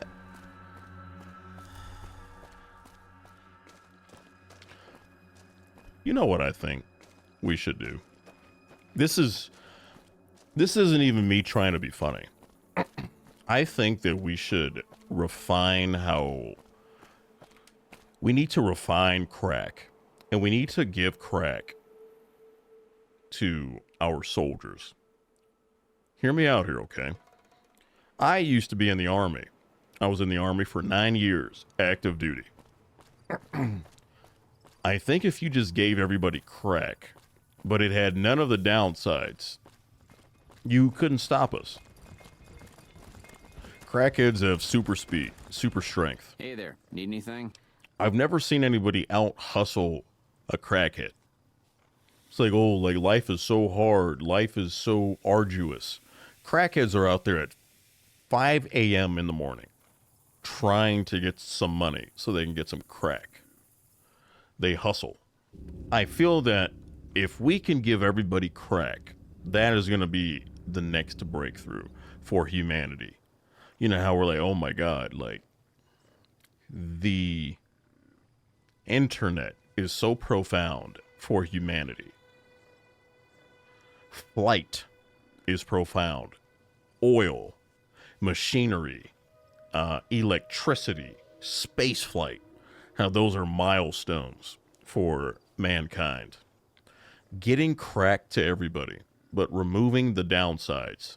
And you're going to have to remove it being addictive.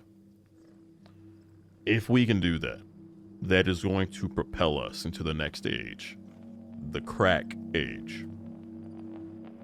Let's get that crack hustle on. What's up, sir? How you doing, buddy? It's good to see you, man. Absolute Giga Chad. The bottomless regime in these wastelands is ruling with an iron motherfucking fist. I wish I was. I'm just trying to get like you. You probably have like 37 accounts to max like points on depth 5. You probably do it all with randoms, and you're playing as like a raider with no fucking relics because you're that amazing. Unlike me, I'm a piece of shit, but that's okay. I accept who I am. Damn, you don't have any stim packs? You're a piece of shit. You are a disgusting piece of shit.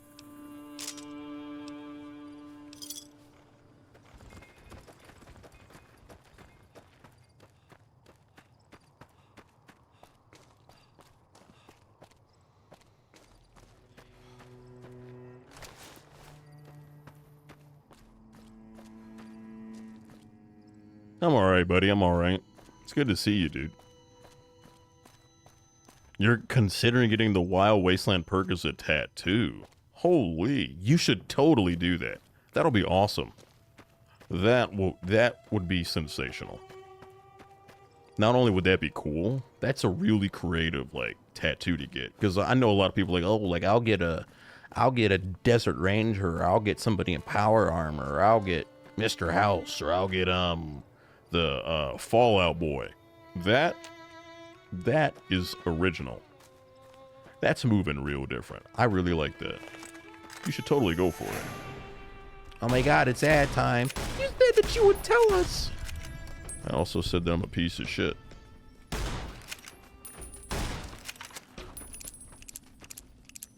Hey, man.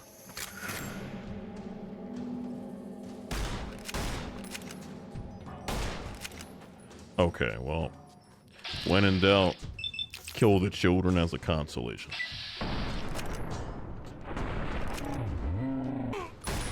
Brother, what?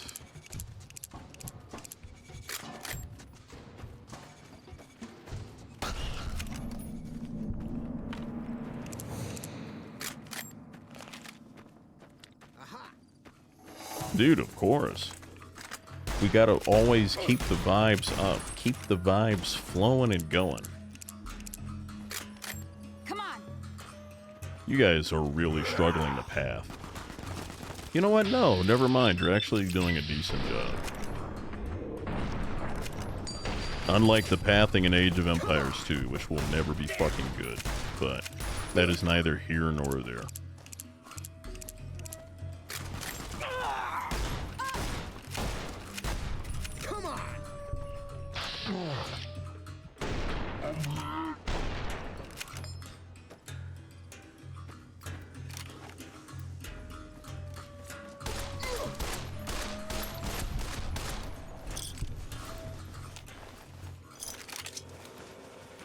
I mean, fair play. Fair play.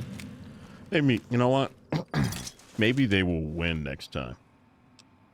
If we ran this back 400 times, they would probably kill me at least once. Just mathematically speaking. But that day was not today. You ignorant pieces of shit.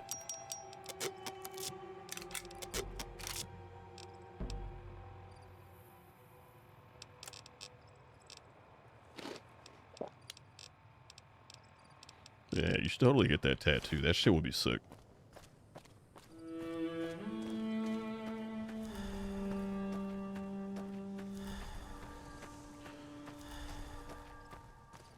Hang on.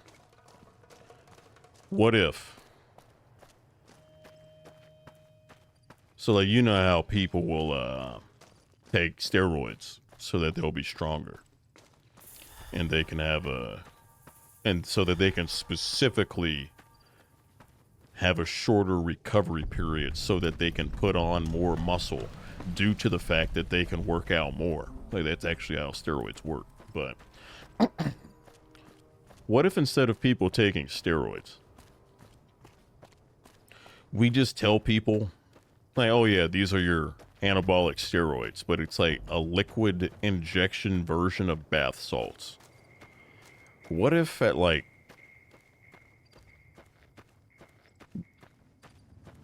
Mr. Olympia, everybody's on bath salts?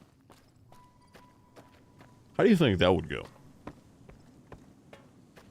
Because I don't think it would be like whoever the most fit and whoever the judges see as having the nicest body is going to win. I think it's just whoever is alive is going to win.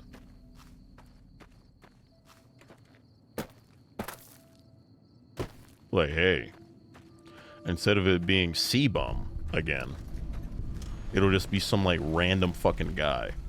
Because the bath salts hit him the hardest. And he's just going through it. He's fighting for his goddamn life. Okay. I don't need anything from Novak. This place is completely pointless. So Jeannie Mae is just going to stay alive. I'm not going to interact with Boone. There's no reason to do the come fly with me quest. Now, those rockets, that is advanced technology, but you can't do anything with it. It's not like they're ICBMs. They're not nukes. So they can just stay there.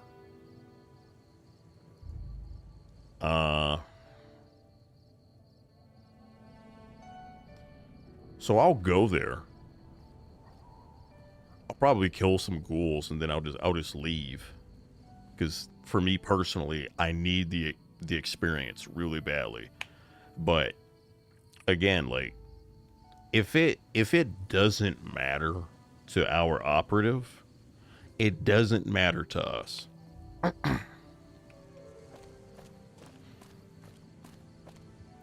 You can make the dinosaurs into fucking bombs.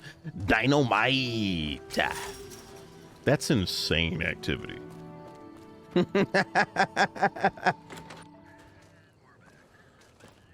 Welcome to the Dino Bite. Yeah, this man was about to go home for the night. We caught him just in time.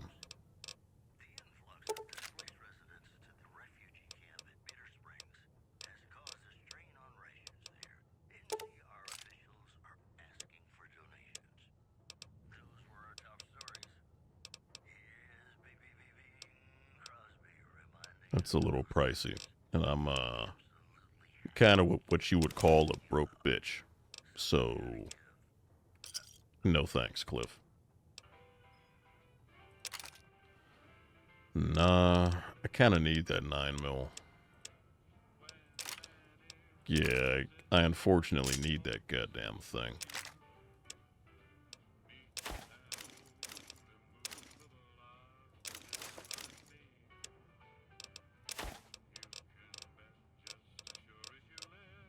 I also want to go to the Repcon test site so I can just start looting random ass items, because I am poor.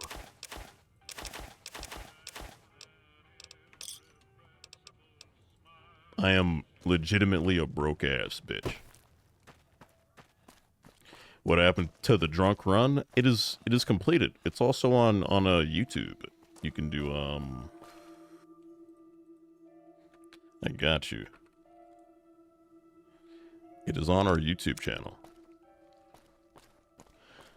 It's just the like the final published video. I decided not to put the VODs up there for that run because we changed the rules so many fucking times that it wouldn't be coherent for a VOD.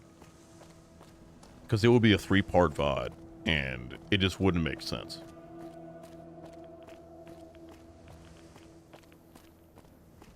But that final YouTube video, I personally feel like it's a banger.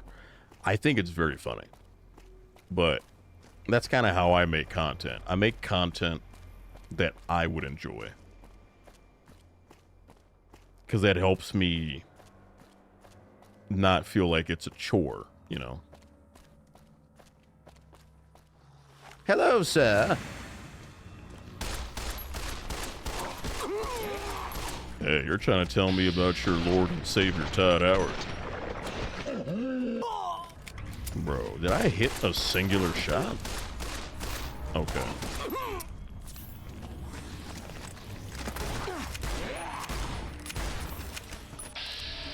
I apologize. I'm gonna fucking die.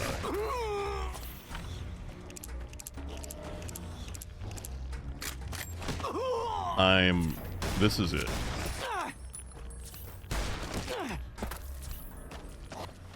I'm not going out like this, bro. I'm not.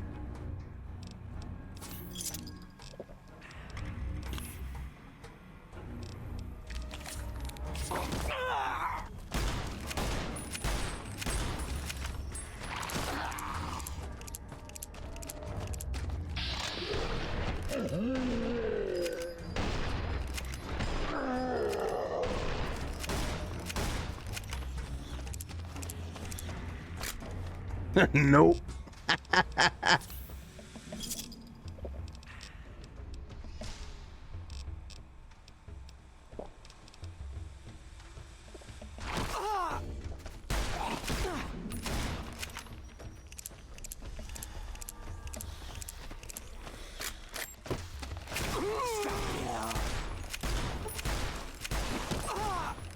Hey, man.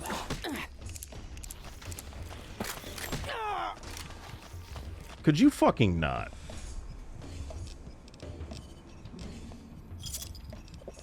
Why do you have to be so incredibly fucking rude?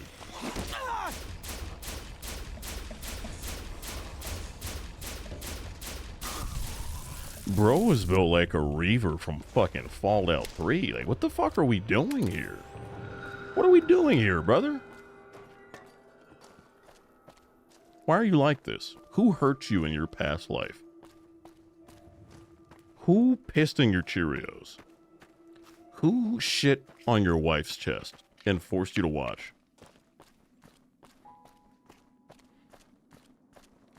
Or, if he's a cuck, who fucked your wife and said that you're not allowed inside of the room? Who said you can't watch me fuck your wife?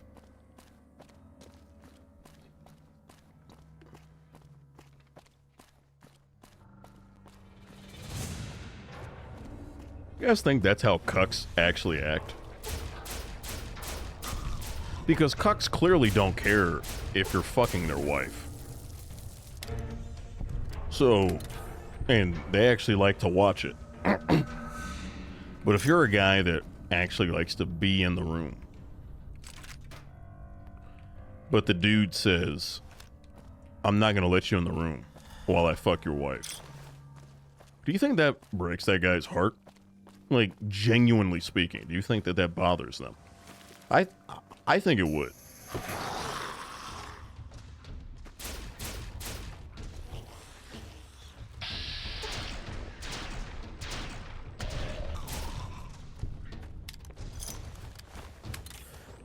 Because think about it. Your entire purpose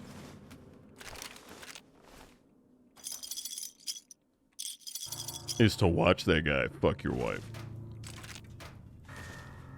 You don't care about shit else. But then suddenly you're just told, nah, man. The one thing that you like to do, which is watch your wife get plowed by another man, you just can't do it anymore. I think that would break them. I mean, like, I don't know if that's a crazy take, but that's just basing it off of logic and reasoning. I genuinely believe that if you like watching your wife get railed, but you're taking a lot of the pleasure in actively seeing it with your own two eyes, you're not watching it on a video camera, you're watching it in person. You're watching your wife get her shit blasted. But then you're told you have to sit on the outside of the room. You have to wait until we're done.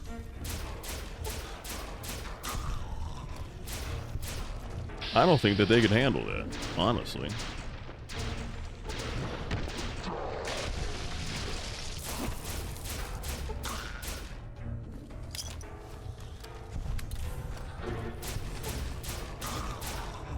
I mean, like, we could try to equate that to something more normal. Let's say you have a favorite sports team. It could be American football. It could be soccer, which is football. It could be basketball, baseball, whatever. Instead of you watching the game, which could be in person or on TV, your phone, your computer, whatever, even listening to it on the radio, I want you to sit outside of a room where people are enjoying that sporting event. You're unable to hear it, but you can hear them like cheering and making noises. But you can't watch the game. I feel like that is the equivalent of telling a cuck that they have to sit on the outside of the room. And I really don't think that they can handle it. We should test this. Are there any cucks that are willing to do this for science?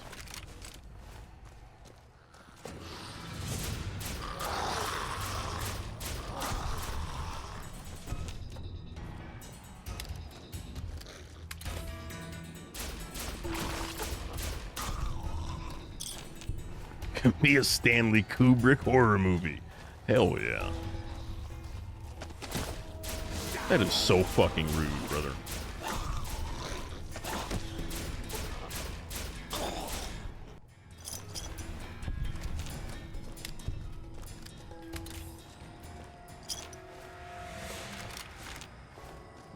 And you could just call it cucked. Or you could call it cucking a cuck. I don't know, just something stupid, but...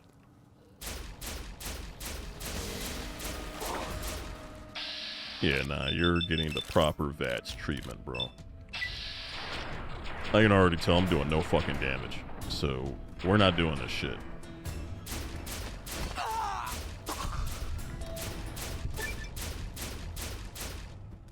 Cool.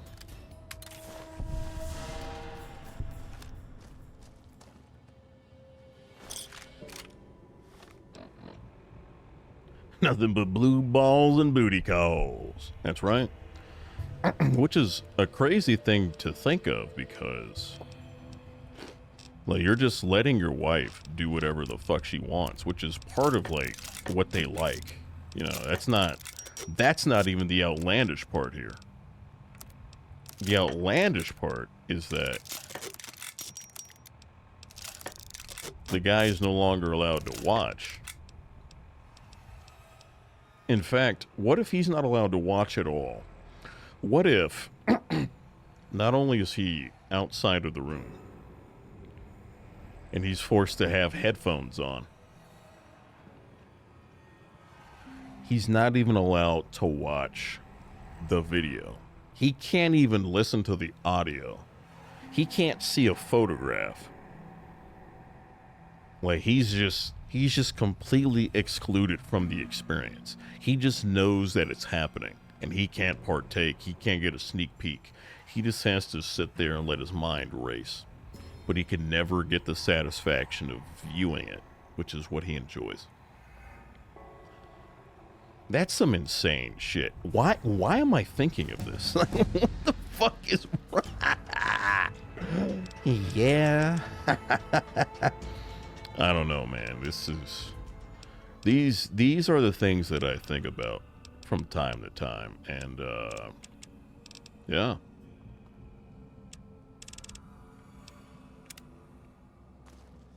This is me. This is I.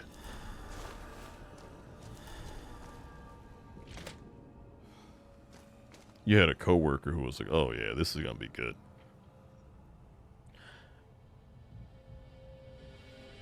He was secretly your boss. Hey, you know?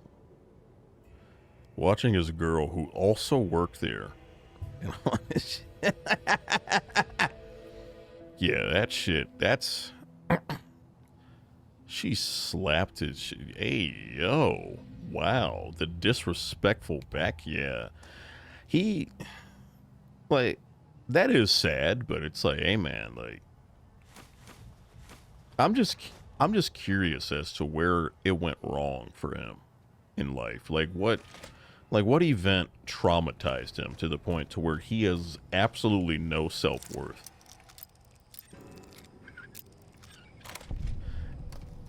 And then, of course, you know, this is kind of an asshole thing to say, but I don't care. Like, why couldn't you have turned to drugs?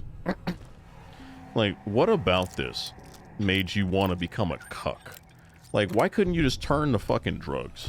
Like, what propelled you should just immediately go to cuckland? These are the questions that I have. 400 plus pounds and had to call in his heart attack when we're... Oh, man. Yeah, that's... You hate to see it. Of course, you can assume, like, well, it had to be some type of childhood trauma, but that's just insane fucking work.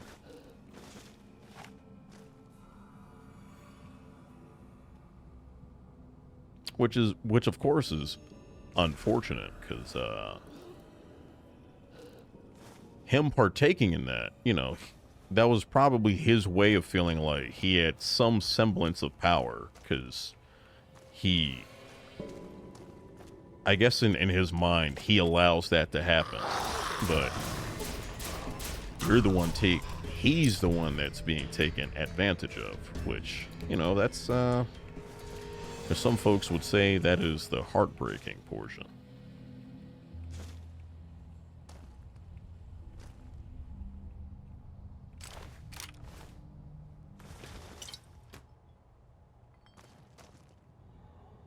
But yeah, I couldn't do it.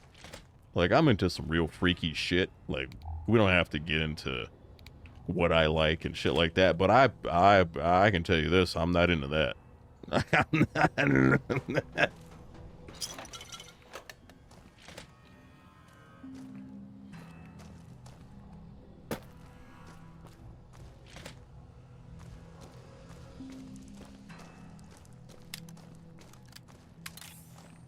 So yeah, man, you can fuck my wife.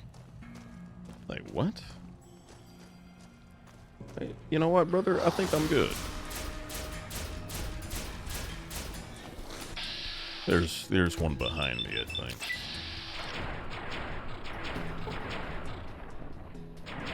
You weren't gonna put the camera behind me. Or is that just how the jank-ass audio came into my headphones? Probably. Yeah, no, that's just how it came in my headphones. She was texting your other coworker, who's actually a good friend. Some real flirty shit. That's...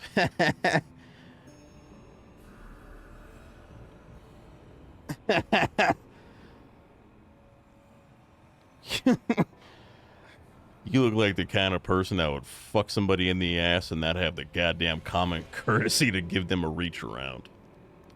You look like you could suck a golf ball through a garden hose. Do you suck dicks? Bullshit. I love Full Metal Jacket. It's always interesting because, and I'm not saying that this is you, this is just an observation that I feel a lot of us have had. Whenever anybody talks about that movie, it's only about their, like, training part. Which just goes to show how memorable that first part of the film is. No one ever talks about when they're in Vietnam. But, I mean, there's nothing wrong with that, because, dude, that shit is epic. Some of the greatest one-liners that you will ever hear. Are you Peter Puffer? Oh, yeah. Yeah, with the fucking black guy. Too big. Too big. He's saying shit like, yeah, like, I got a black snake. Like, get the fuck out of here, man.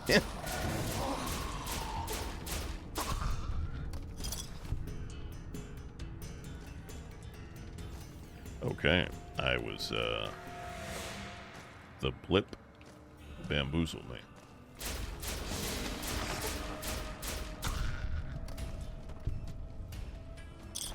You get the teabag of shame, buddy. So we're just gonna go up here, and we're gonna analyze the situation, and we're just gonna leave. This has nothing to do with us. Like, me as a player, I already know that there's not shit here for us. But, again, our guy has no fucking idea. That's why we're just sometimes, like, wandering. Or, honestly, that is the lore reason, the real reason I needed to kill these ghouls for the experience, and I wanted to loot the building for some of the stuff. That's why I'm actually here. Like, that's the real reason.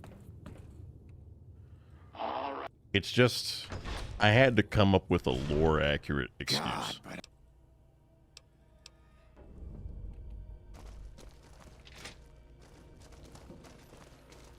Because by skipping a lot of this, like, stuff... Hello, Wanderer.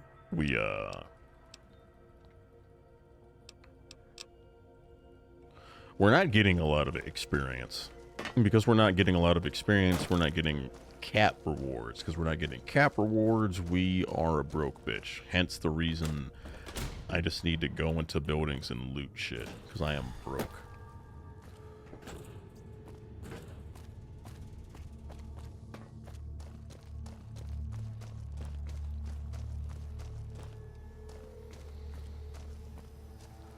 Oh, hell yeah. Let's go.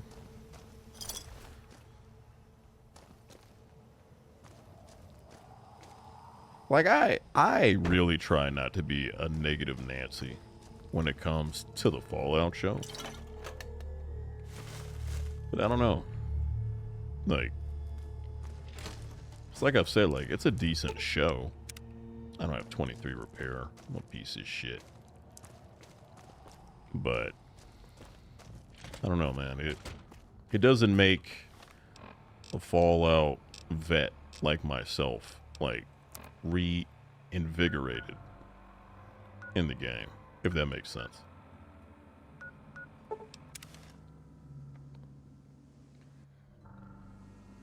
Yeah, like, I like to, I majored in film. And I like to look at it from that lens. I just like to look at it objectively, not subjectively, Need anything? because then I'm gonna get upset. But I just look at it for the story. I look at the shots, the cinematography. I like to see what angles are they using. Are they gonna use a Dutch angle? Why is this guy walking right to left? This makes us feel uncomfortable. Stuff like that. That's how I like to watch the Fallout show. Because then I'm no longer concerned with all the other shit. That's just going to make me crash out.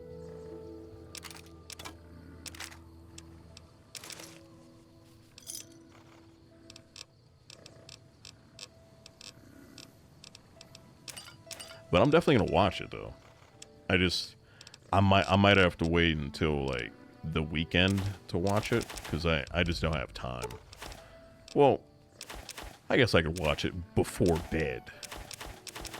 But during the week, like after I get off work, dude, I try to watch like a sports highlight and then I go to bed. Because your boy, as they say, tends to get cooked. Tired as shit. Hey there, need anything?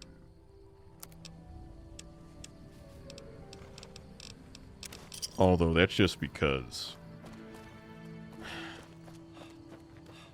we don't have as much manpower at work, and I'm actually in the process of interviewing new people. So once that's balanced out, I won't be as tired.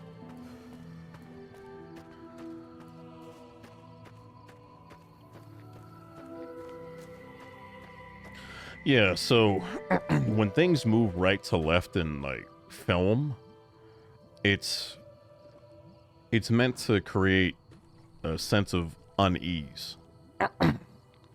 Because when things move left to right, at least in the Western world, that's how things are supposed to be. Because we read left to right. But if something's going right to left, it's just not right. And they can use that, but things seem happy. But that can slightly throw you off to make you at least second guess, is this character a good person? Or is this a trap? Or is this thing actually going to go through?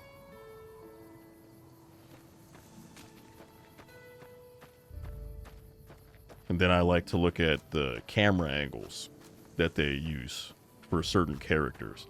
If a character has a lot of power, they are an important character. A lot of the time, they're shot from a lower angle, which makes them seem larger, which makes it look like you're actually looking up to that person. If you're always looking eye to eye with somebody, then that's typically like, hey, this person is just like me. Like, they're just a normal person. Like, I can relate with them. And then if you're constantly looking down at that character, like high to low, as if you were taller than them, that makes that character seem inferior. It makes them seem smaller.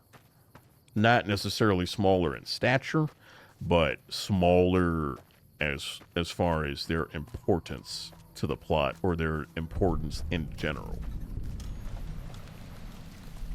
That's kind of what I'm looking for in that show. Hopes me not blow my fucking brains out.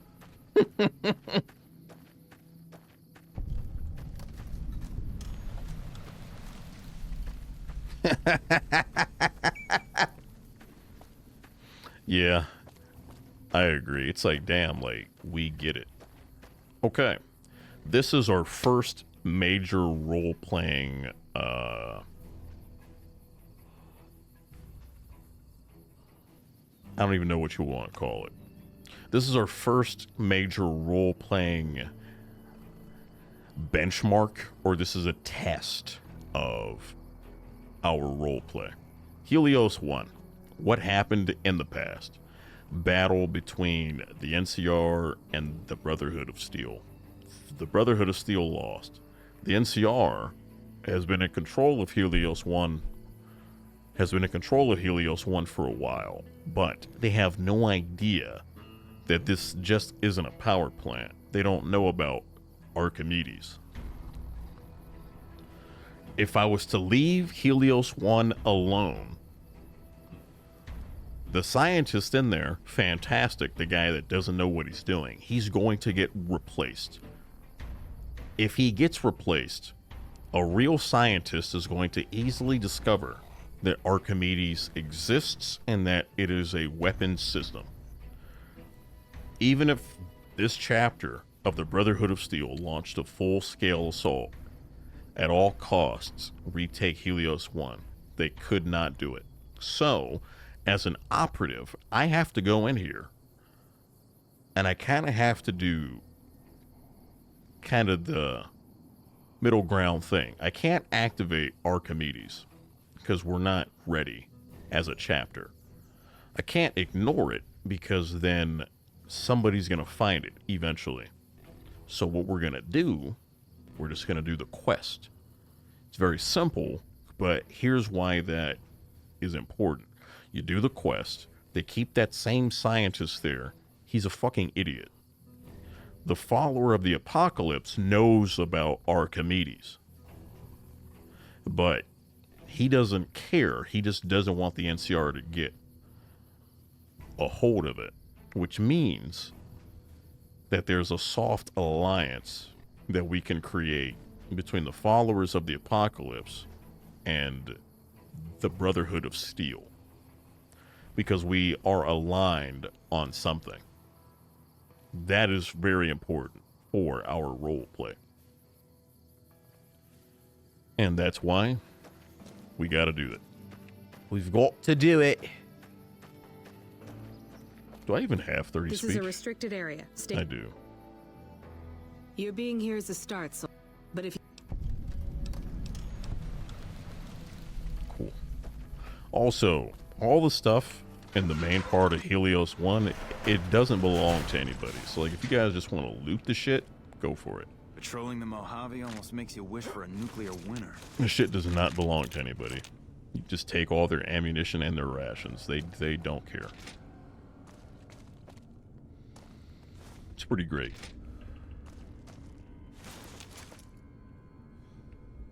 Hello. Don't mind me, sister. I'm just stealing all of your stuff. Coffee? Absolutely not. The pilot light to your oven? No. All your cigarettes? No.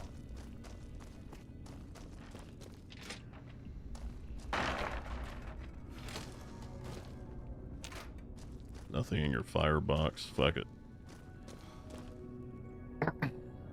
Yeah, the ghoul, absolutely. Super cool.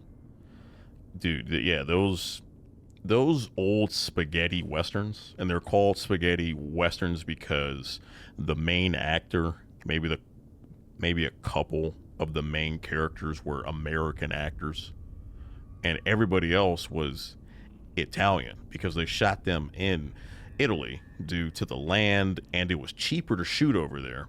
So when you look at the films, you'll notice, like, a lot of this shit is dubbed over, or it's in like a weird voice. Why is that? They're spaghetti westerns. you could still get a really quality film, which you got your main characters, like your main leading men, you have the main women, or at least like a couple ladies that are well-known actresses from the United States, and then everybody else was legitimately Italian, which is why a lot of that stuff, like you'll see some of those films and it's kind of like dubbed over and it's weird, and there's a desync between their lips and what they're actually saying. It's because that person was speaking Italian and then they just dubbed the English over it. But anyway, no one gave a fuck about that. But yeah, those are some of my favorite films as well. I love Lee Van Cleef. Lee Van Cleef is one of my favorite Western actors. I feel like I know we have John Wayne and all that shit, but I don't know. There's just something about Lee Van Cleef. I really like that guy. Thought I had a second book. I guess not.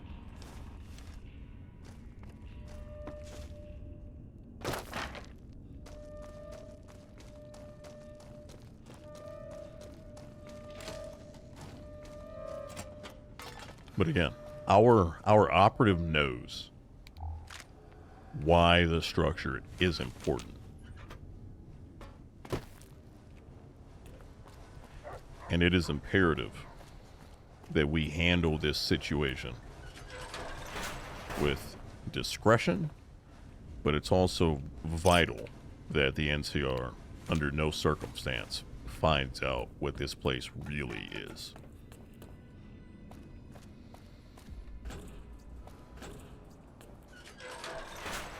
Because otherwise, we're fucking cooked. And by we're cooked, I mean that my character legitimately has failed. And I'm not failing at shit. Hey, bud. Who the hell are you? They bring you in to replace me? They're replacing me, aren't they? Okay, okay. Yeah. Angel, dude. Angel, yeah, that shit goes hard. As they say, you know ball. Elite ball knowledge. Ah.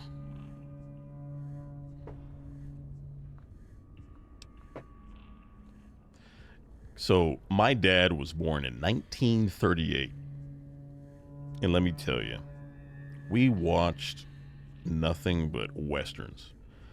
It could be movies or it could be the shows. It could be Gunsmoke. It could be the Gene Autry show. It could be Bonanza, whatever.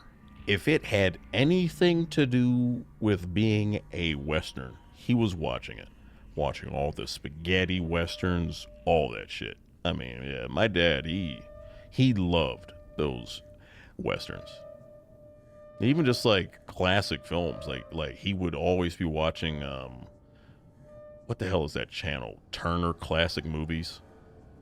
That would always be on. He would have tapes, DVDs, like every Elvis movie, John Wayne movies. Fucking insane activities. Ah, shit. Oh man.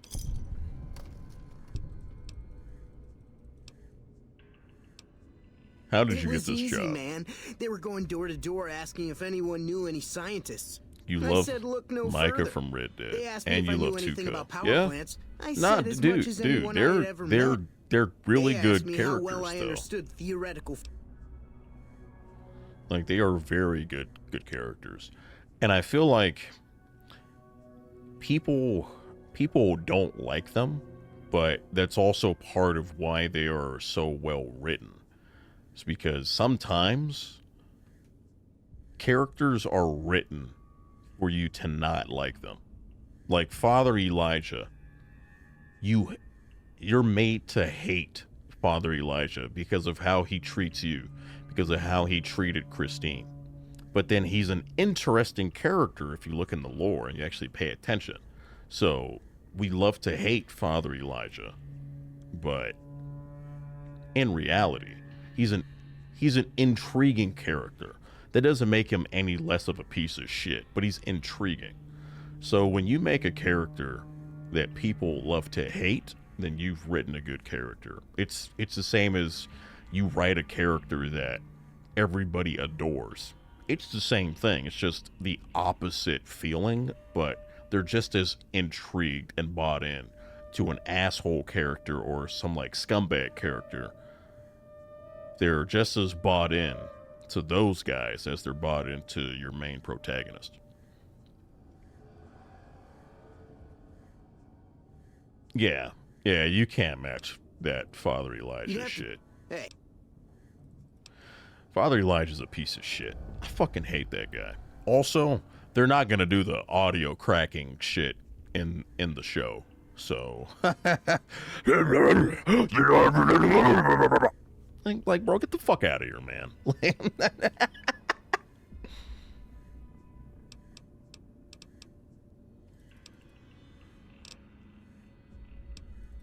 Okay.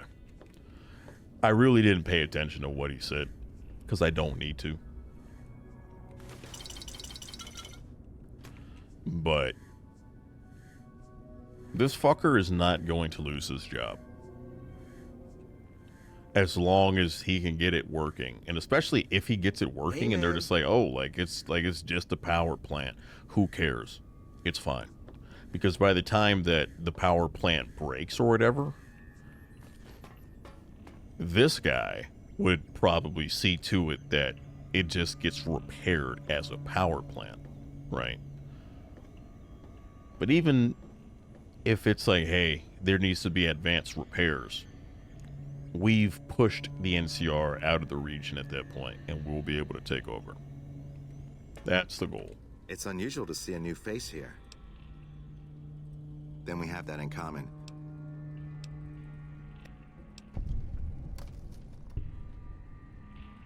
That's reassuring. Although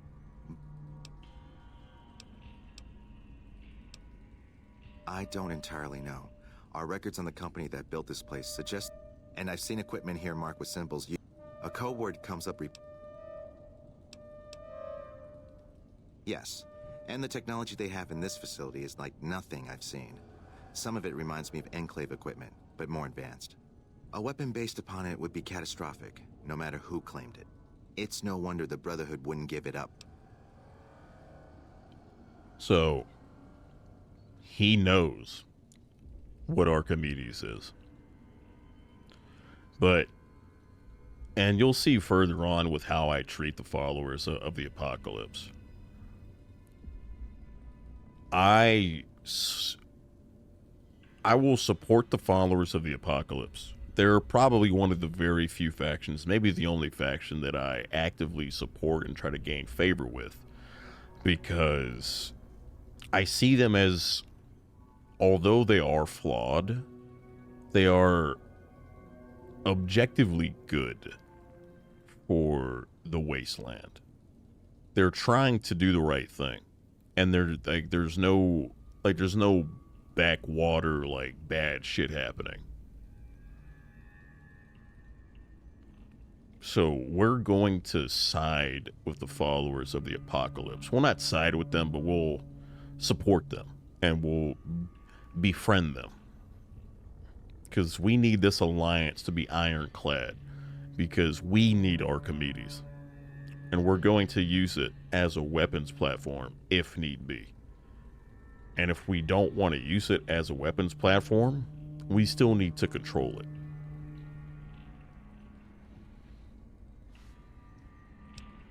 So we're not going to pry more into the Brotherhood of Steel knowing about Archimedes. We're part of the Brotherhood of Steel. We know. And we know that he knows. So there's no reason to ask that. That would be redundant.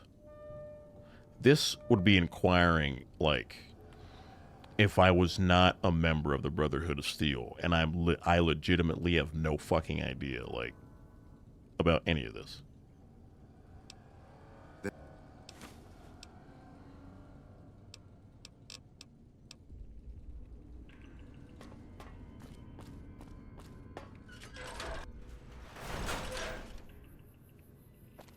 Hell yeah, the comms are good. Oh yeah, like I'm not casing the joint. Oh yeah. But I think this is the best way to do it, because realistically, the NCR, their presence in the region has never been more profound. This chapter of the Brotherhood of Steel is fragmented, and they're weak. Our entire objective is to strengthen them. We're going to bring them back to their former glory.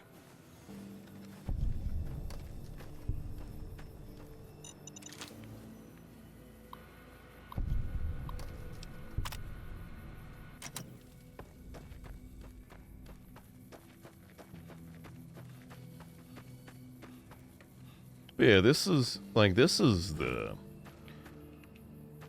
When it comes to role-playing, this is the way to do it, in my opinion. Because it just keeps things fresh. It keeps things really exciting. You know what I mean? Hey, guys.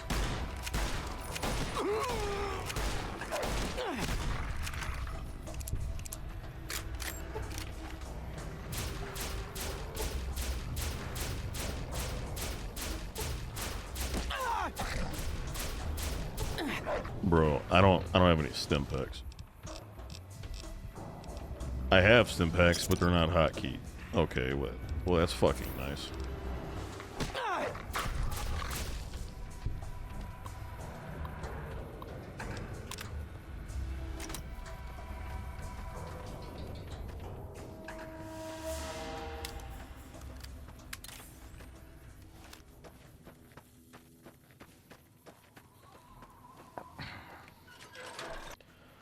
But I honestly think this is why I've loved RPGs more than I've loved any other type of game. Like, I'm a big fan of shooters. I love, like, I really love shooters. I still might like Gears of War as a franchise more than I like Fallout, but I don't know. I would have to really think about it. It's probably Fallout, but still. I am a Gears head. I love Halo. I used to love Call of Duty. But after, like, Black Ops 2, for me, I really stopped caring about it. But you can't do roleplay in those games. At least you have to, like, you really have to do, like, challenge runs.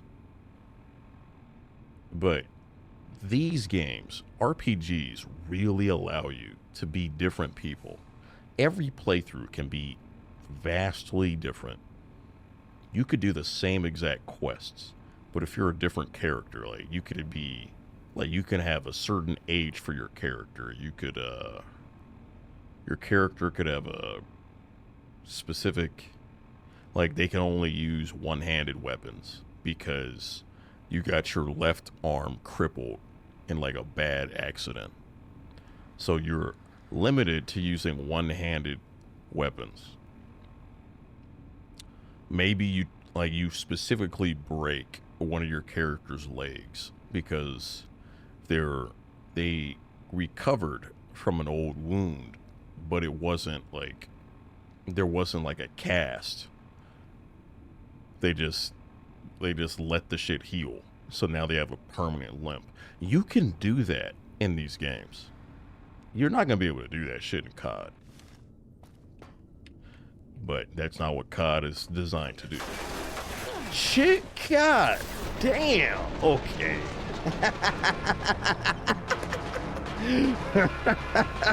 Sayonara.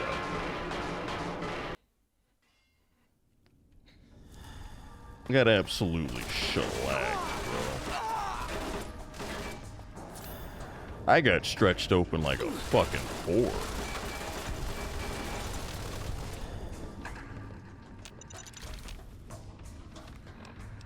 Hey, bro, I got my cheeks opened. They didn't even oil me up, bro. They just took my fucking bum. My goodness. Was a ghost in the RPG? Yo, that's a fucking cool name right there.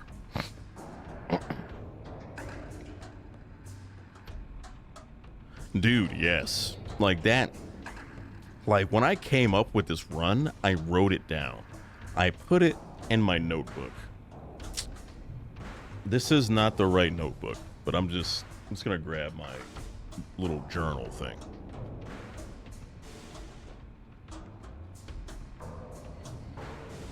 I have one very similar to this.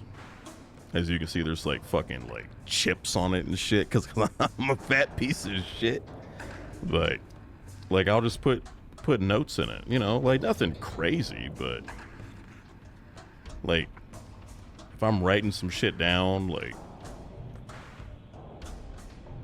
here, in fact, I think in this one, I think I put something for a Fallout challenge run. Yeah, I did. When I did my level 20 speed run, I just wrote some shit down. Like I did some testing. I wrote what my special stats needed to be. I knew I needed Logan's Loophole. I was going to take Small Frame. I said what perks I'm going to take. Swift Learner, Educated, Finesse, you know, blah, blah, blah. But I think it's good to write things down because it makes you invested in what you're doing.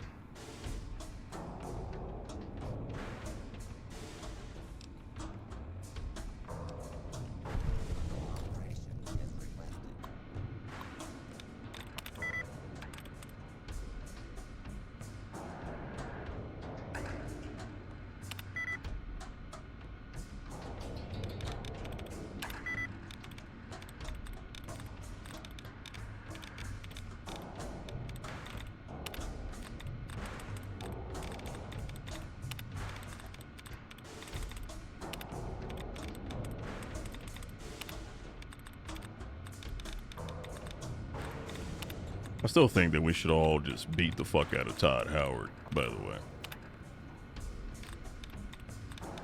That hasn't changed. Just so we're all on the same page. Todd Howard's a piece of shit.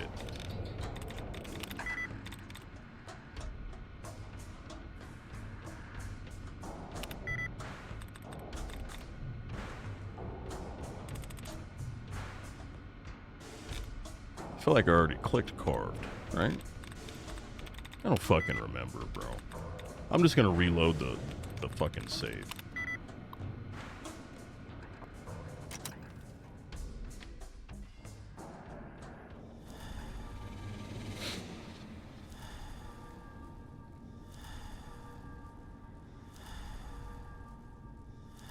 Oh, no shit. Yeah, dude. That shit's awesome. Hell yeah. Yeah, like I too am a huge fan of roleplay. Dude, I forgot what my sensitivity was, and I'm just like flying all around. I'm like, oh god, I'm gonna blow up again.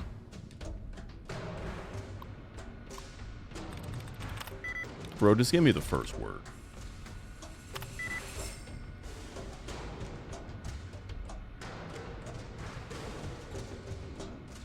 I bet you it's passed. So like if you want to hack this properly, 3 of the 6 are correct. If it's the A, the E, and the D, then it would be passed. But if it was ensued, for example, then that would mean that one of those 4 is not going to match. It has to be an ED word. But that's how you're supposed to hack, but no one has time for that shit. We just click the fucking duds, and we just go on.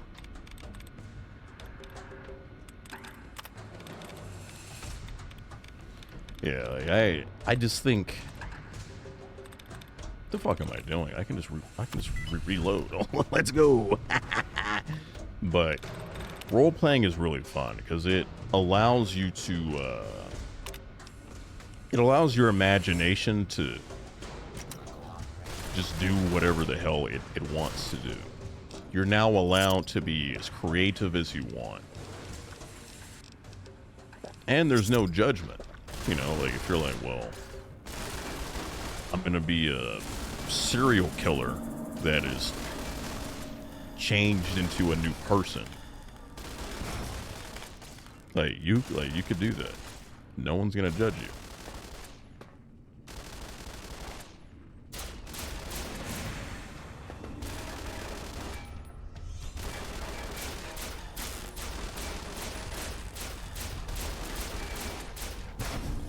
I hope this unpleasantness will be over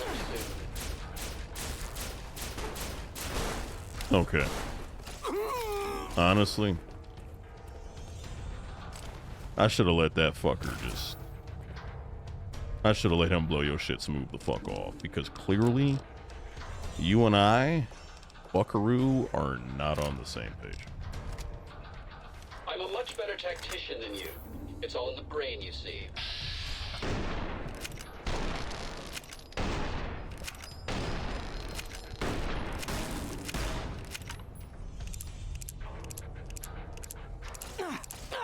Holy shit. I thought he was just gonna wig the fuck out, bro. I apologize. I'm the problem.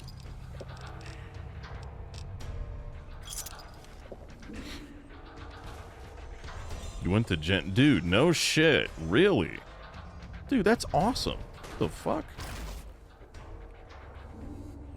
Alright, I hit the caps lock.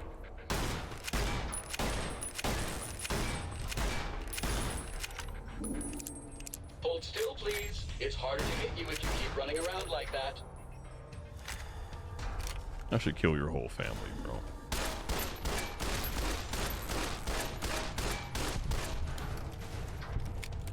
$11 experience. Thanks, bud. Piece of shit. Your mother's a whore.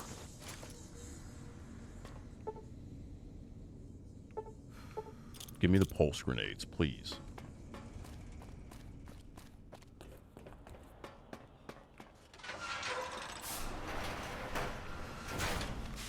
Do I have scrap metal? I do. I don't have 35 fucking repair, but I have 50 science.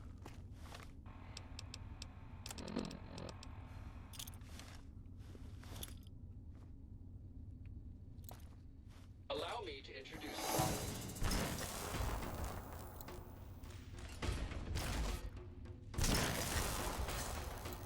Step forward and identify yourself. Baby game for babies, as our guy Hambo says.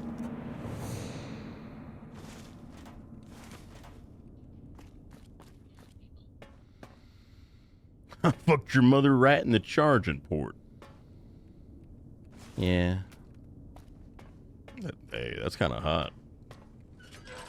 Now this Mr. Gutsy is not a bitch. Where exactly are you, bro?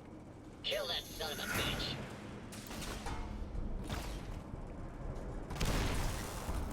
Hey. Pain is just witness leaving the body. Yeah, he's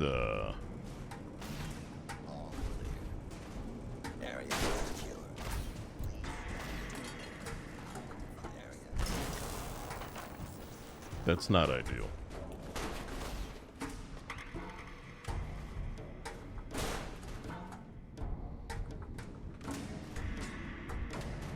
Hey, man. No, come forward, you fuck. I mean, that works too, but come on, bro.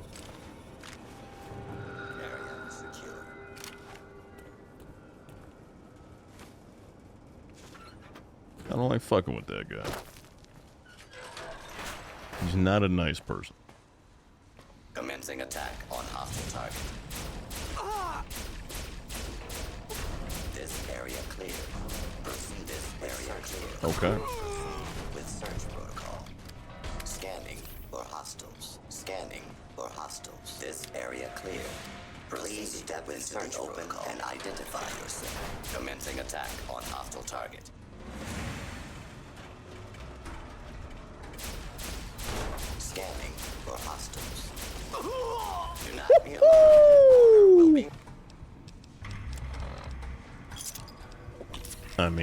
Okay.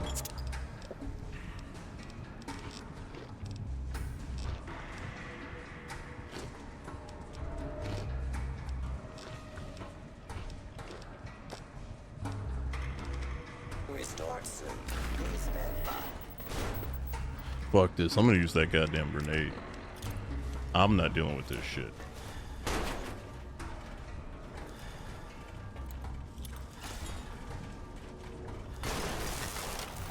That didn't do what I wanted it to. Okay, well. Yeah, we might be cooked.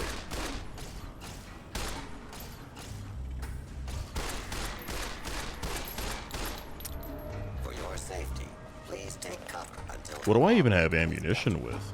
I probably don't have ammo with anything. Yeah, I don't.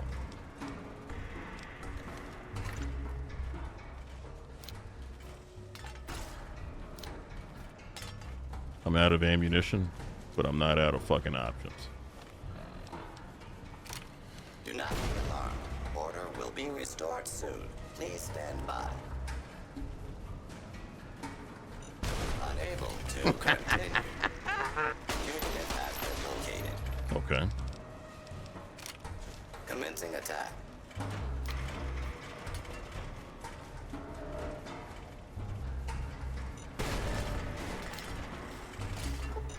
Failure state.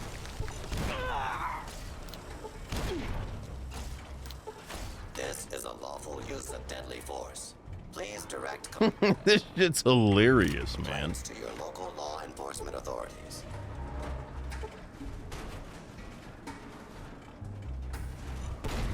I was gonna ask if that didn't go off, but okay.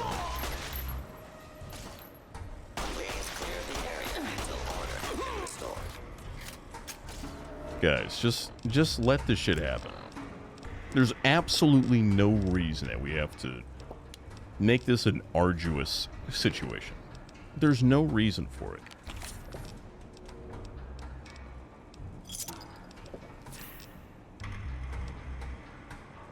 I'm out of fucking everything.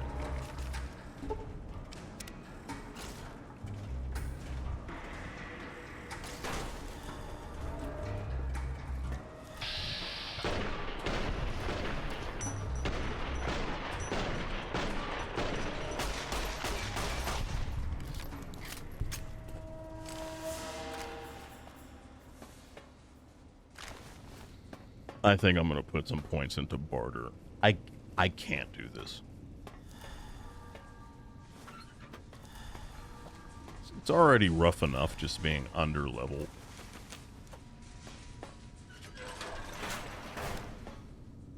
Because we can't just do every quest, but I need something in my life.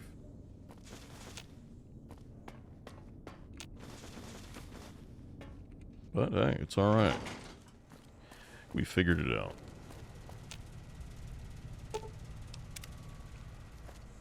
I don't even think I have close to that repair, right?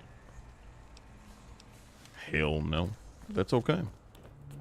I have a solution, ladies and gentlemen.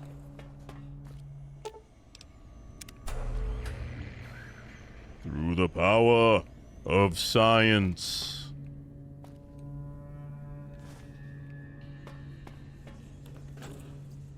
Just gotta make this fucking clanker do it for you.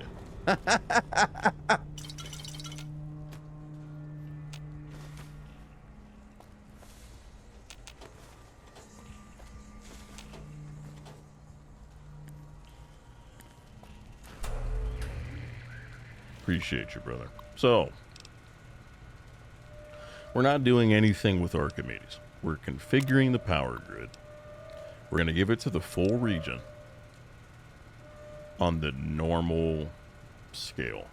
We're not doing emergency output level because that's just going to fuck everything up. Just do full region. Leave it there. NCR is happy. They don't have to look into this place any further. They don't have to put new scientists in this facility. And ultimately, this weapon system is secure for the Brotherhood of Steel. This is our first real win. That is our first big move.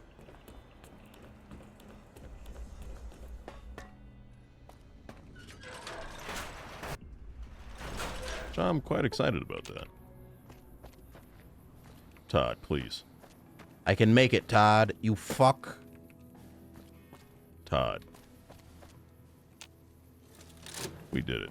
Because it's from 9 a.m. to 3 p.m. And, yep, we got it just in fucking time.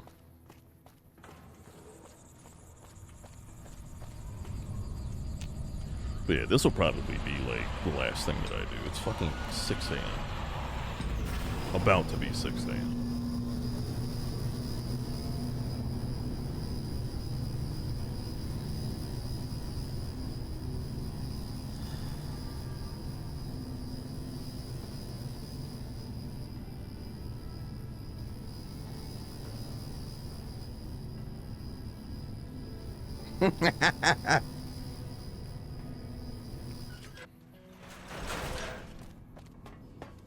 And there's that.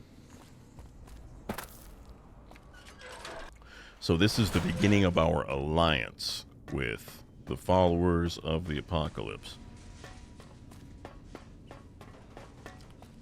This is good. This is very good.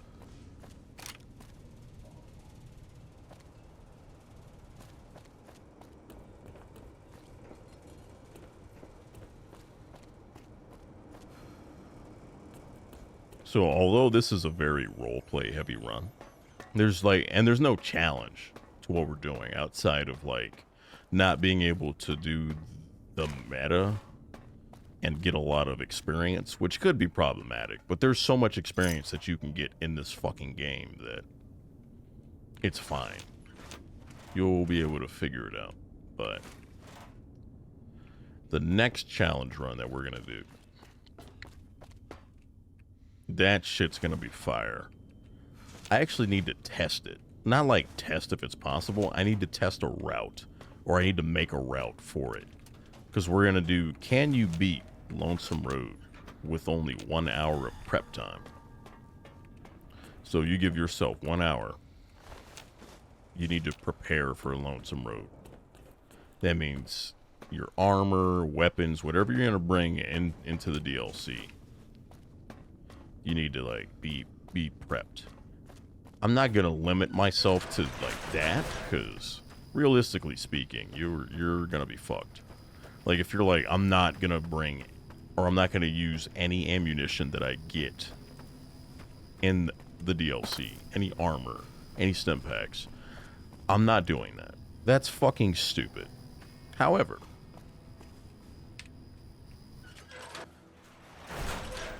that stuff is going to be the basis. So even if we have an okay setup, it's going to be hard to kill those marked men. So yeah, you're not going to have as many perks as you would like. You're not going to be able to have toughness 2 and stone wall and all that shit.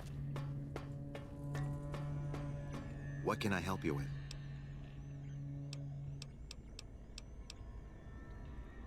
I saw that on the monitors here, and you sent it to everyone. Very admirable. Now that the NCR has more or less what they want, hopefully their curiosity about the plan is satisfied, and they'll dig no deeper. The followers will be grateful. Here, take these as a parting gift. I hope you'll find them useful. There it is.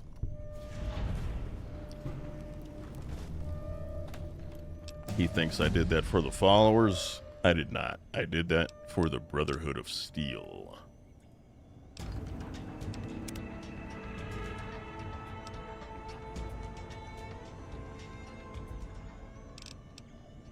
I did say that I wanted some points in barter, because this shit's rough. I didn't realize how rough it was going to be, but yeah, this shit is bad.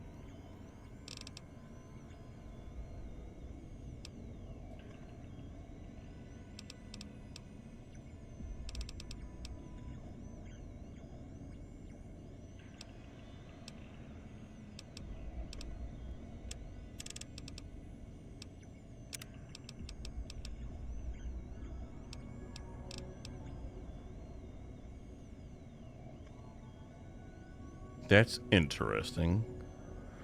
Nicola's Shockwave. Whenever somebody hits me with a melee or unarmed attack, I have a chance to shock them. That's kind of cool, but I'm not going to take it. It's going to take toughness.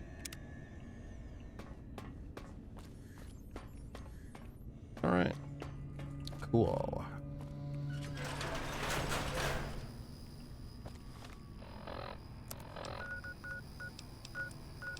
I mean, I guess we can do like, we can get the Boulder City, I guess.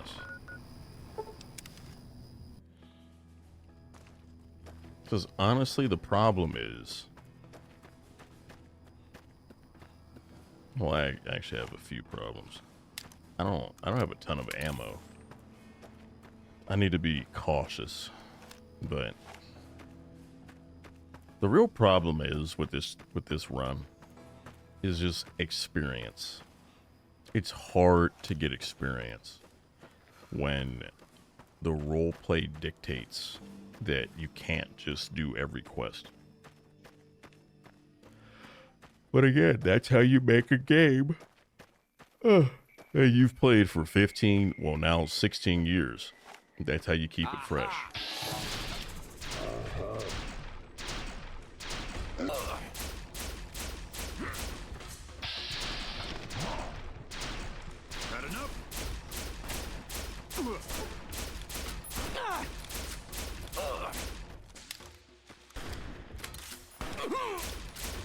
I'll be honest, I don't even think I have a stim pack, dude. I do. Okay, well.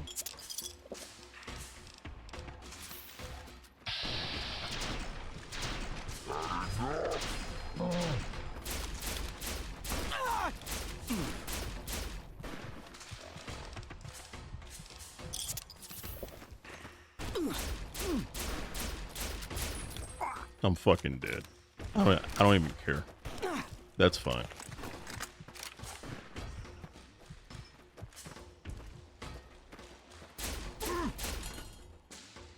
Siribot is the love child of Stream Elements and Stream Labs. That's right, Bubbles. Hi. How are you? You know what? Fuck this. I'm just gonna quick load. Okay, I guess as soon as I quick loaded, I died. Who cares? Go fuck yourself. You slept in and want to break your neck.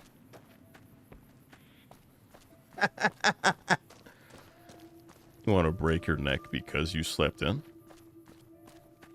Like, you didn't want to sleep in? Welcome back. That's unfortunate. I assume that you had some stuff to do. Have a look. That's always the worst. You didn't hear your... Dude, for real. Although, like, you know what, with fucking iPhones, like, if your general volume is down because you didn't want a YouTube video to blow your fucking ears out, now your alarm volume is also negative 18 quadrillion.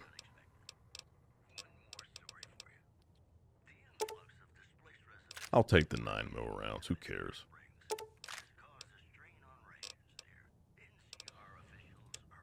That ought to be good enough. Now here's the real, Cliff, you're a piece of shit.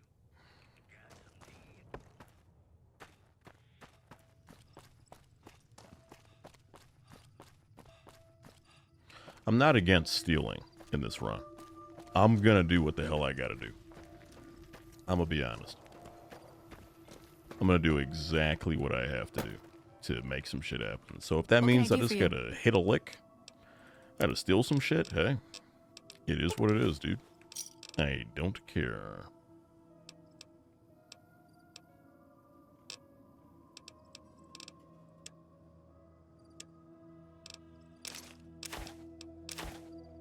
My armor's broken. Okay, that fucking explains a lot. That explains a ton, actually.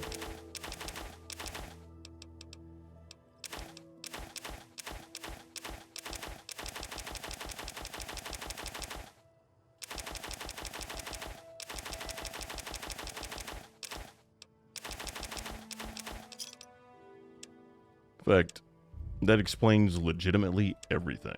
That explains all of my fucking problems.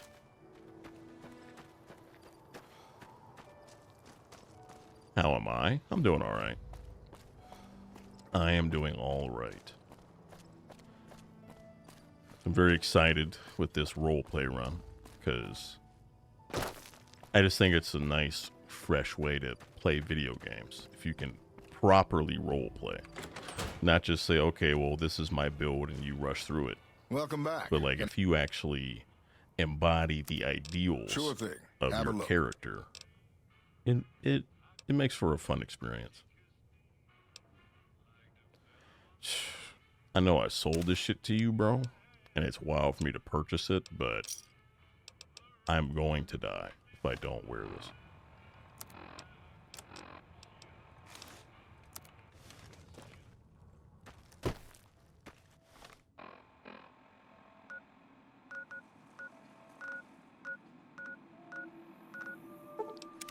I need to find some place to fucking loot.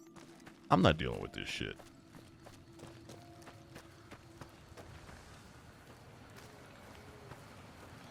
My arm is broken. No, my arms are completely fine. You would split your loot for me? Aw, you're so sweet. That is the main problem with this run. Because I'm not really allowed to do all the quests, I don't have any real quest rewards. I'm not getting tons of caps. I'm not getting lots of cool items that I can sell or wear. So we're just out here I don't know. We're out here hurting, struggling. But that's okay, though. It's not a problem. We'll figure it out. I do have a solution. It's just gonna take a long time. Just grab all these random ass items and just start slinging them like crack. But so here's the role play. Here's a shortened version, if the command actually fucking works. Here's the shortened version, but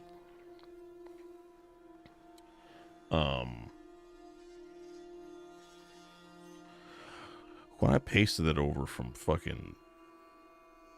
my like notepad, it just took all my spaces away. That's kind of annoying, but whatever. Anyway, so we're staying true to lore. We are a Brotherhood of Steel operative. What they do, they preserve technology, but unlike in Fallout 3 where they're helping people and are being very positive, the Brotherhood of Steel just takes technology, they hoard it for themselves because they don't trust people with technology, because that's how the fucking nuclear war started. So anytime that they see advanced technology, they want their hands on it so they can study it, they can learn from it, and they can use it for their personal goals, and that's it. The Brotherhood of Steel is not a good faction, but they are not evil. We're just cold and calculated. We have a mission, we have our objectives, we accomplish them. If some people have to die, fine. But we're not going to go out of our way to kill people. We're not going to go out of our way to save people. If there's nothing in it for us, we're not doing a quest. And by in it for us, I don't mean us as the individual player. I mean for the Brotherhood of Steel. We are thinking for the collective, for the greater good. That's why this is challenging, because on normal playthroughs, you just do all the quests, you get all the money, you do whatever. With this, I have skipped so many quests because they are inconsequential or they strengthen one of the major factions, and that's what we don't want.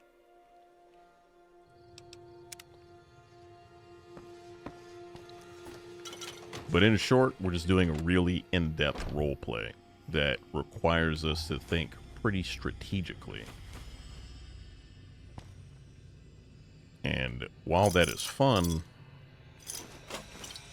it is unfortunately a bit, it's a bit rough. But that's okay though. Well, we have enough star caps. Just gotta find Malcolm Holmes.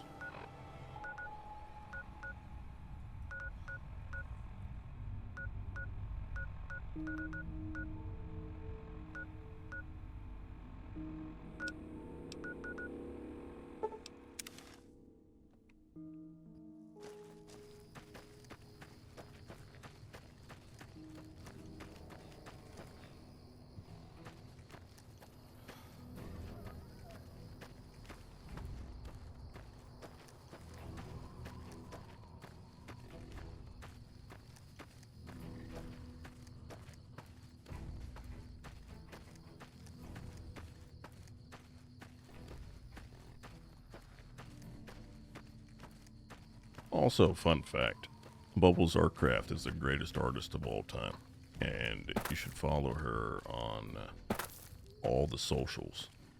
She's truly an immaculate artist, and you should support her. Remember, supporting people is legitimately free.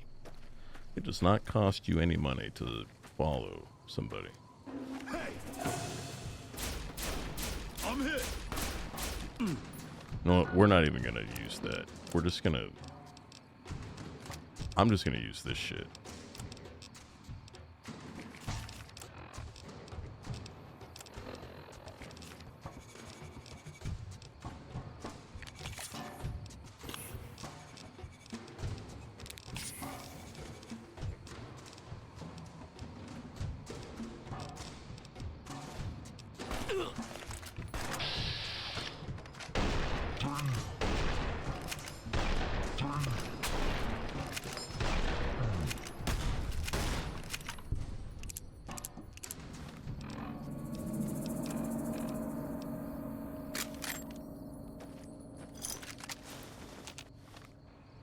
I don't know where his boys are, but hey, it is what it is, my guy.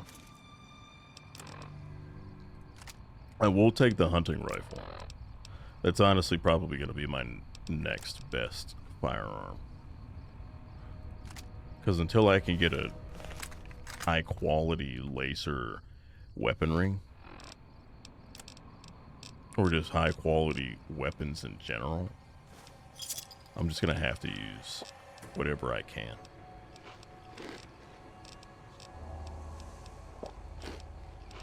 It is a struggle out here, but it's all about the journey. It's not the destination, it's the journey.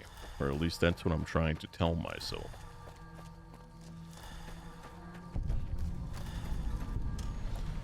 It's also odd that the other two were not there.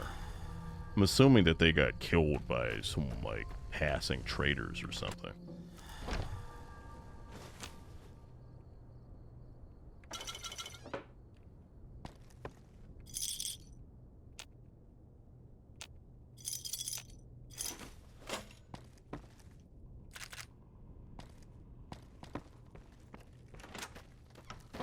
I feel like Todd Howard's problem is that he's never gotten a proper foot job.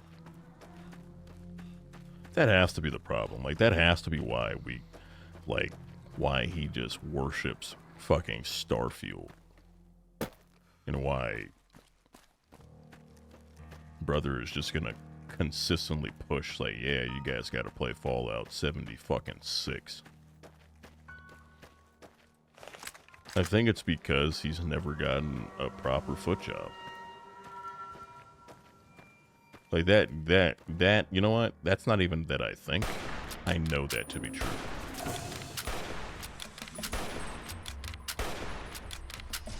This is now a canon event. Our guy Todd is lacking foot jobs, and that's why he's this way.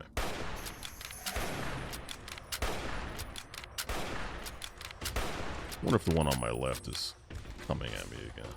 No.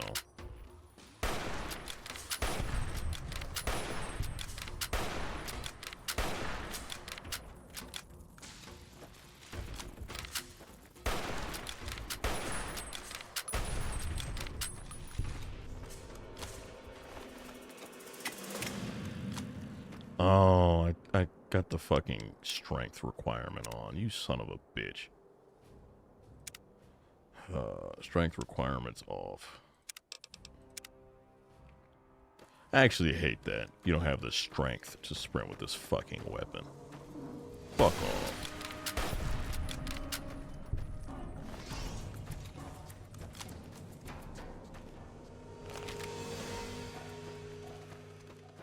I'm contemplating on how I want to do this. The Boulder City, like, quest. I think the best way to do it is to just somewhat befriend both factions. It's not strengthening the NCR or the Great Khans. It's just you just get them out of a situation, but you get what you want. We've got a situation with some great... Because by just blowing the Great Khan's brains out, like, there's no reason for that. Plus, you never know when you can utilize them later on.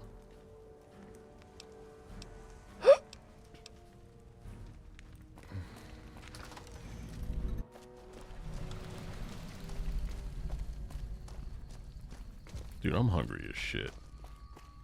I'm gonna make some ramen. What the hell?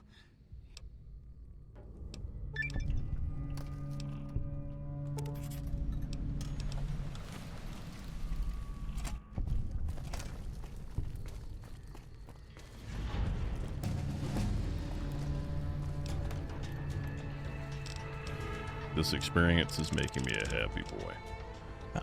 I need some barter. I'm not gonna make it if I don't have barter. I'm just not. I'm glad you're able to get my people. And that's honestly, and that's just being like, hey, like, I don't really give a fuck what you do, but you said that you would do something. I assumed that you were a man of your word. So, yeah.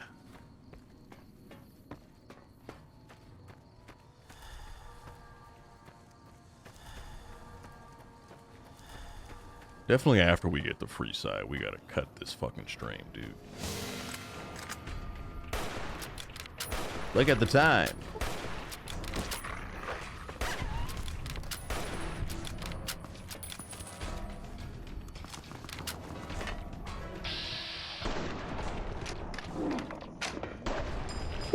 Woo!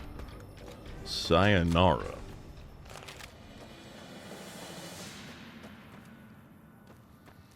So that means I can't do the quick quests at Camp Golf.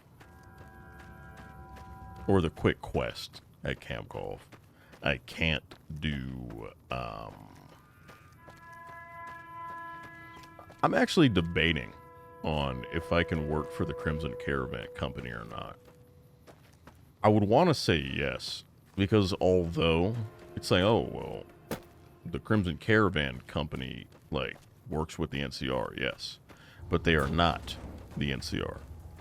Hurting the Crimson Caravan Company would in turn hurt the NCR, but it would also just hurt everybody. Just as an example. So, with that being said, I think I can work for them. Because I'm pretty sure that it's fine. I'm running it in my head. No.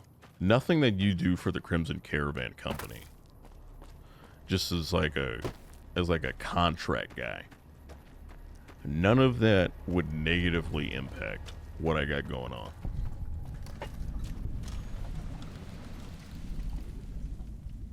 So that would be good.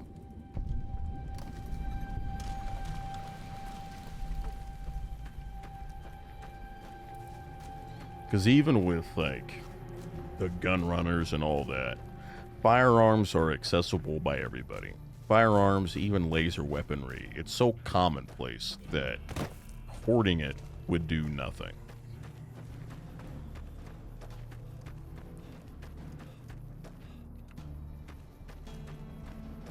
I'm not going to do shit with the Van Graffs, though.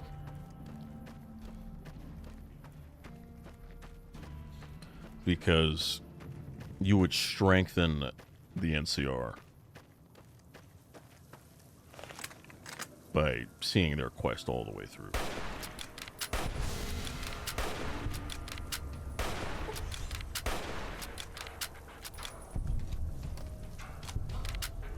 You've done a good turn for the NC. Bro, get the fuck on out of here, man.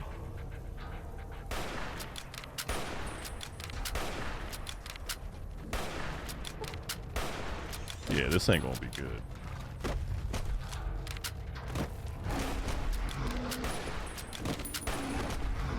Oh yeah, we're fucked. We're fucking cooked.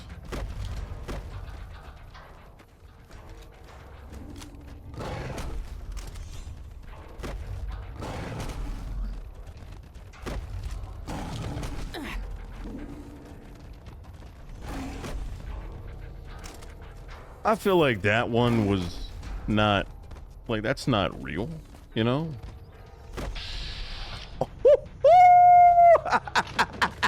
God damn, brother.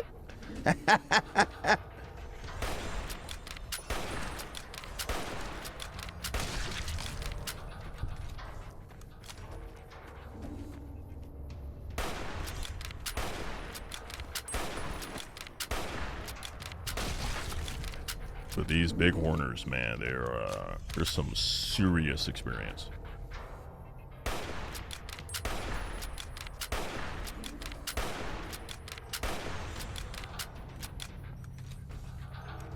It'd be better if you had all of the tiers of Swift Learner, but I don't.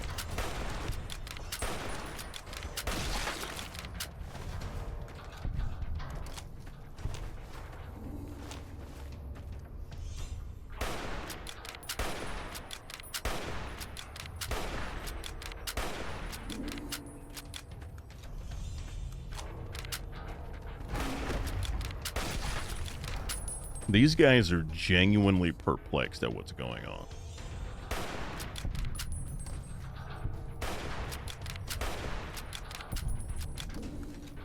But you also have to die. Why? Because you exist.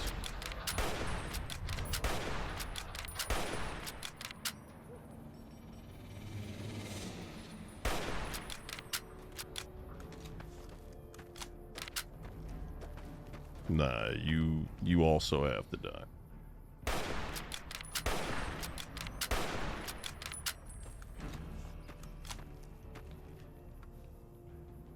What is it? You aim? Is it aim control? Or is it aim you hold like alt? Or what the fuck was it to fix the aim? I don't know. No say. I haven't the slightest fucking idea. I have no idea.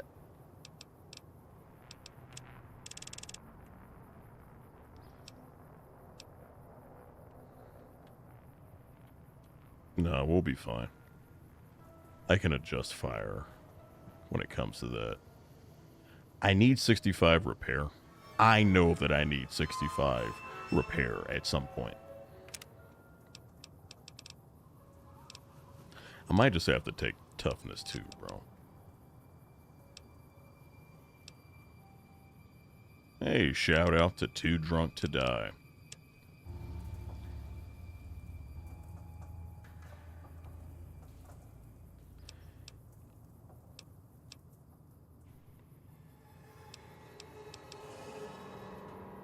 I feel like this perk is pointless in this game.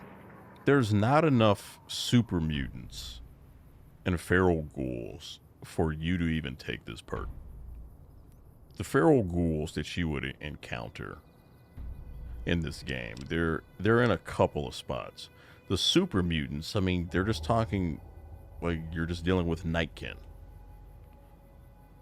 That's it.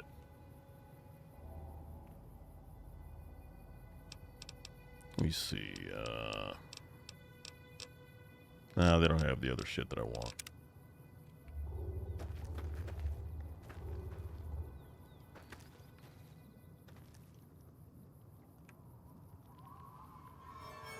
Or was it shift, maybe?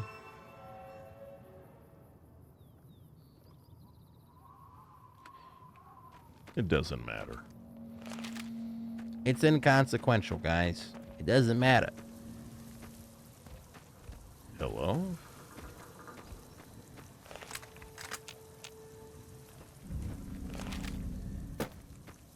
I mean, well, there's somebody inside of the rock. Thank you, Todd Howard. Without you, none of this jank would be possible. In Todd, we trust for jank, bullshit, and just wild activities to occur.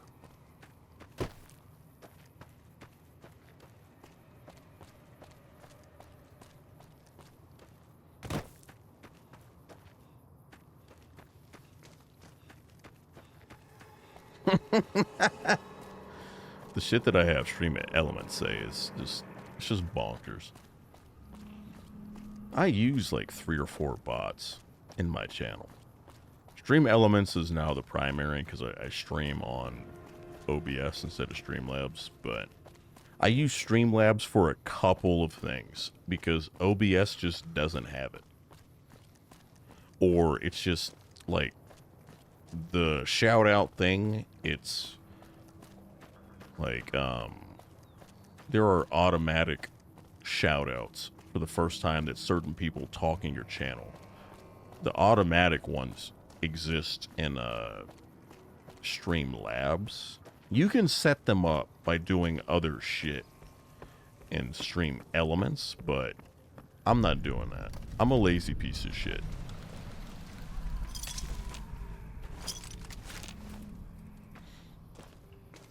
So I use Elements, I use Streamlabs, I use SiriBot. Honestly, just to nuke bots. Like, that's it. Because that stops me from having to do it.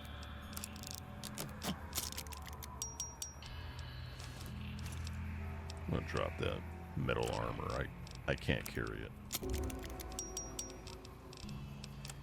I can't carry it. It's too much for me.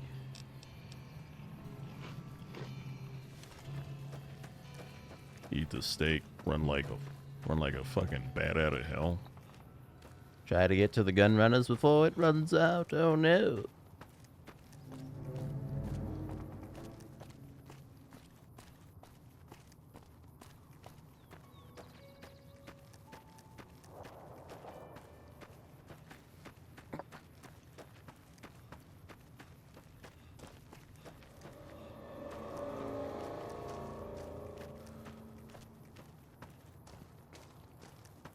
Oh, fuck. I really do think I'm the only person that doesn't care about the potential Fallout 3 New Vegas remasters.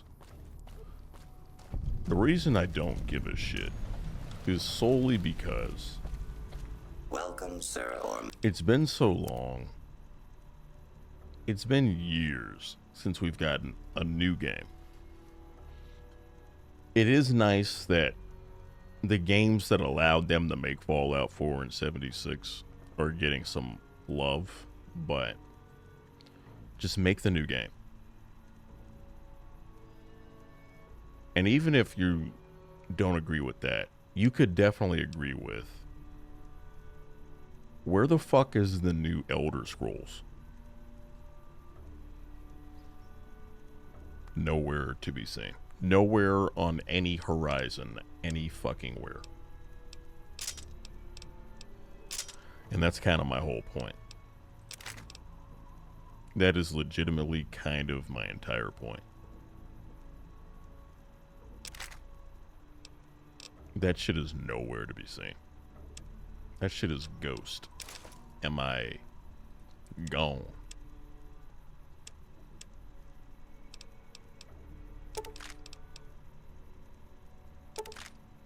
But, hey. What can you do? That's right, not a goddamn thing.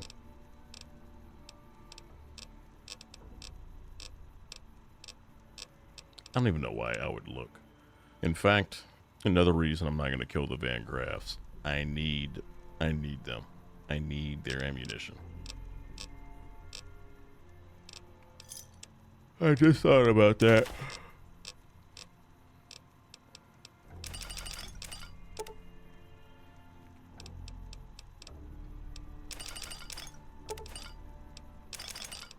Feels wrong selling alcohol after that previous run.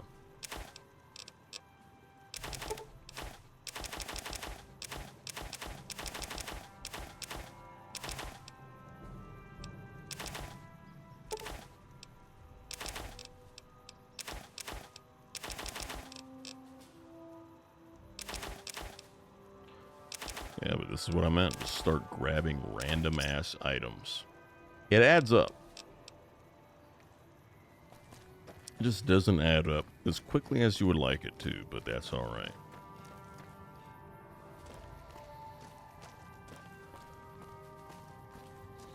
Okay, so we'll touch base at the Crimson Caravan Company and then we call it here.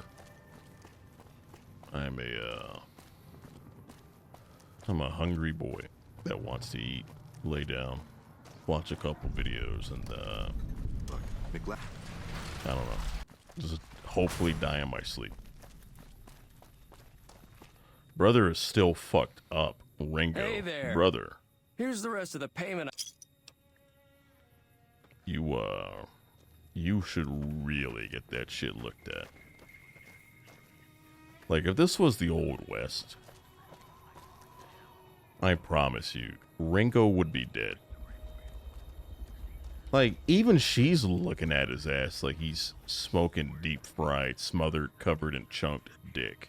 She is disgusted, and rightfully so. McLafferty's a hard boss, but she knows what she's doing, that's for sure. Yeah, I'm not sure that she knows what she's doing by employing this piece of shit. You need to be put down, brother. Perhaps by me.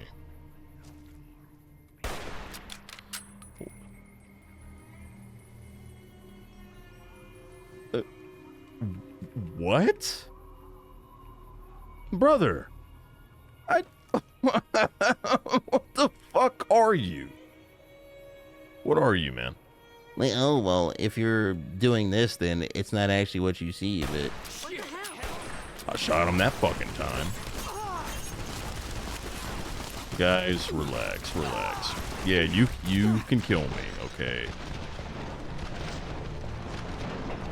That's why we love this janky-ass game. It makes no sense. You can aim right at the man's forehead. It goes through his skull. It goes into the wall. Hey there. Here's...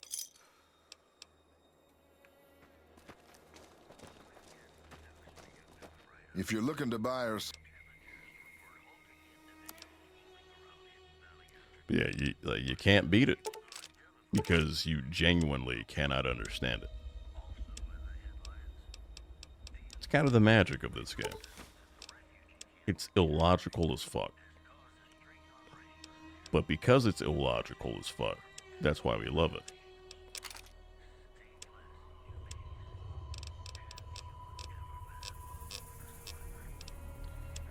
Okay. Yeah, I honestly think that we can work for the Crimson Caravan. Because it's just a means to an end. It really doesn't benefit anybody other than this business, but that's fine.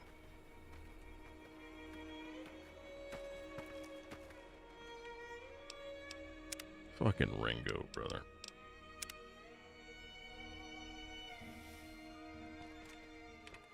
Hard save, quick save, because I don't trust the game. And that's it. Fuck it, we'll just exit out of the entire game. I don't give a shit.